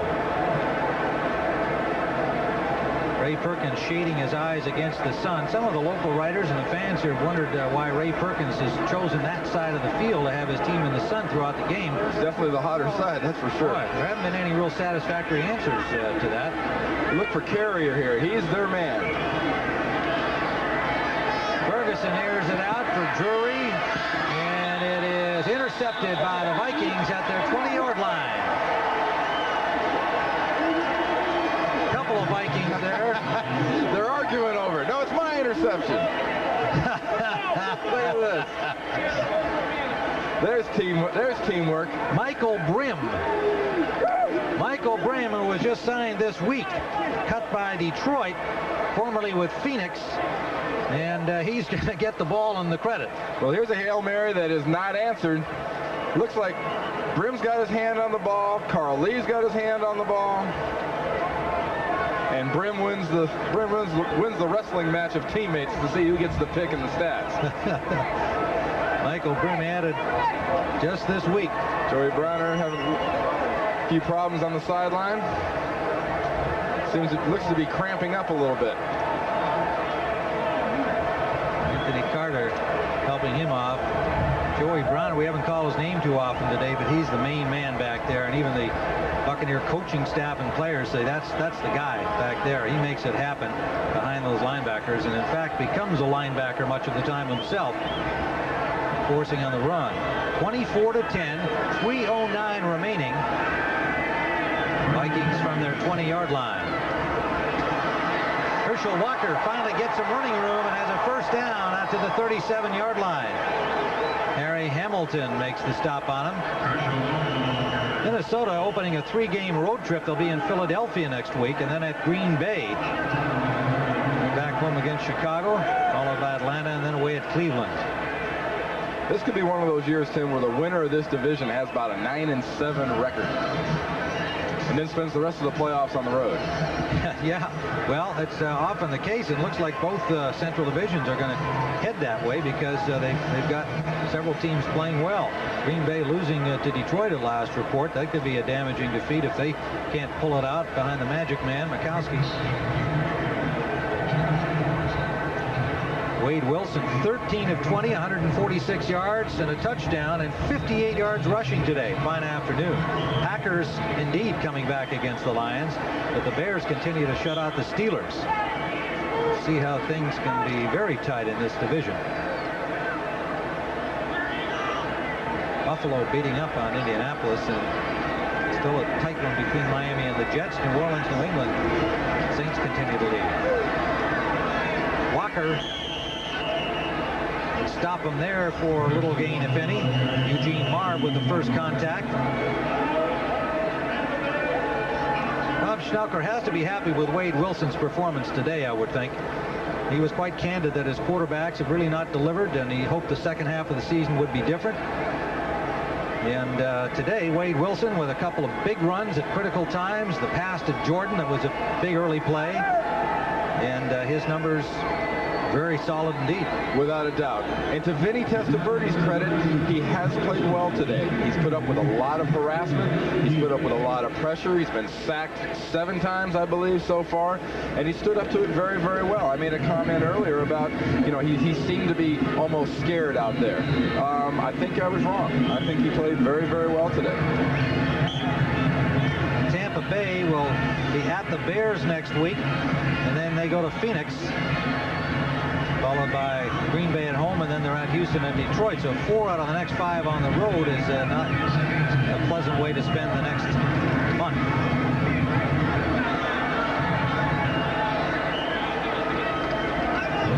Minnesota's goal right here is just to keep getting first downs. They want to get at least 2 or 3 first downs, run out the clock, and just be sure that Tampa Bay and these fine offensive linemen over on the bench there enjoying their relaxation don't get a chance to get back out on the field. 3rd down and about 3 left for Minnesota. If they get a first down here, that's pretty much going to take Tampa Bay right out of this game. Giants come up next against the Rams. What's happened to those Rams? You know, the Giants are a bit of a surprise to be 8-1. They've had some injuries, and yet they've really played awfully well with the backups doing the job. The Rams, on the other hand, in a very disconcerting slide. Well, the Rams got off to such a good start, and that good start was keyed by Jim Everett and Henry Ellard having such fabulous starts of the year. Well, since then, the last 4 or 5 weeks, they have not played very well, and San Francisco has had every excuse not to play good with the injuries and everything else they've had. But George Seifert's done a great job holding that team together. Really critical game for the Rams today at home against the Giants upcoming.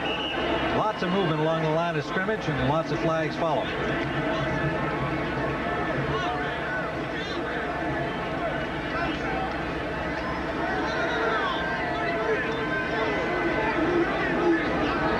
It's like a traffic cop down there writing the numbers down.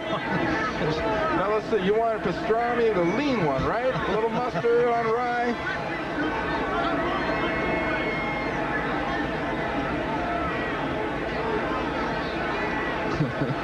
This is great. This is great. Now here's a who shot John going on here. Now who moved first? Are you sure? Did you see it? I didn't see it. Did you see who moved first? Defense, 5 yards, first down. Yeah, forget the numbers. Just make a decision. Give it to the defense. It's all their fault. Now we'll watch. It seemed to be sort of a tie between Davis and Lee, and now here we see Lee gets across and makes the contact. Lee, number 97. Sean Lee, the second-year man from Northern Alabama.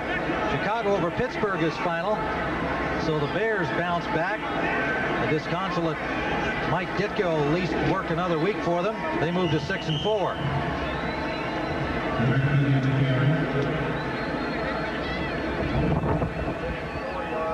Pickup of about 4 yards by Finney will make it 2nd and, well, let's call it a long 6 yards. And with the clock winding down close to the 2-minute warning, the Vikings can control the rest of it unless they make a mistake.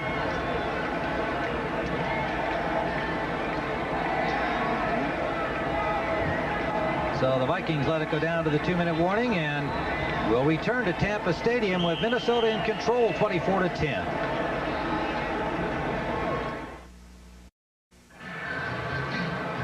Tampa Stadium on a sunny Florida afternoon. Minnesota in control, 24-10 with 2 minutes to play. Regulation time. Tim Ryan and Randy Cross. And The Vikings look like they have this locked up. They'll go to 7-3. That's their best 10-game start since 1976. Hard to believe.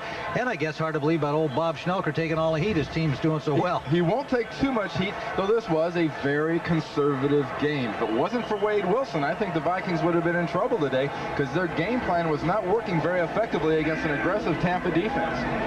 Of course, he'd been looking for a big game from a quarterback, and he got it from Wilson today. This is Rick Fenny. Fenny inside the 40 for another Viking first down. Harry Hamilton gets him there.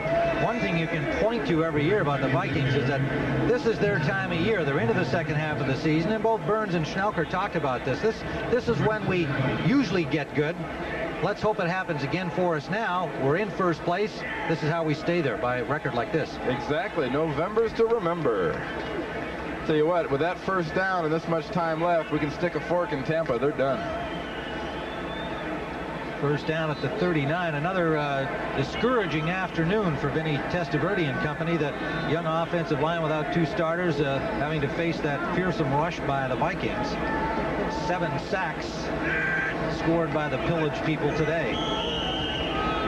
Wilson will use up some clock time as we come down to 1:03 and counting down. And don't forget, stay tuned for the Giants at the Rams. Kind of a do or die for the LA Rams to stand up and be counted. And the Giants trying to prove that that 8-1 record is a worthy one indeed. Getting a couple of games with Jeff Hostetler at quarterback for the injured Phil Simms, and they win them both. I mean, they really have done a fine job, and credit to Bill Parcells and his staff. That's right. And they've got back-to-back West Coast games, because next Monday night they've got the 49ers out in San Francisco also. Keith Millard, they kind of paced him through the game as they just counted down some more. They gave him ample rest through the third quarter. And I guess that paid off. And Ray Perkins gives a wave across field to Jerry Burns, acknowledging defeat here at the hands of the first-place Minnesota Vikings.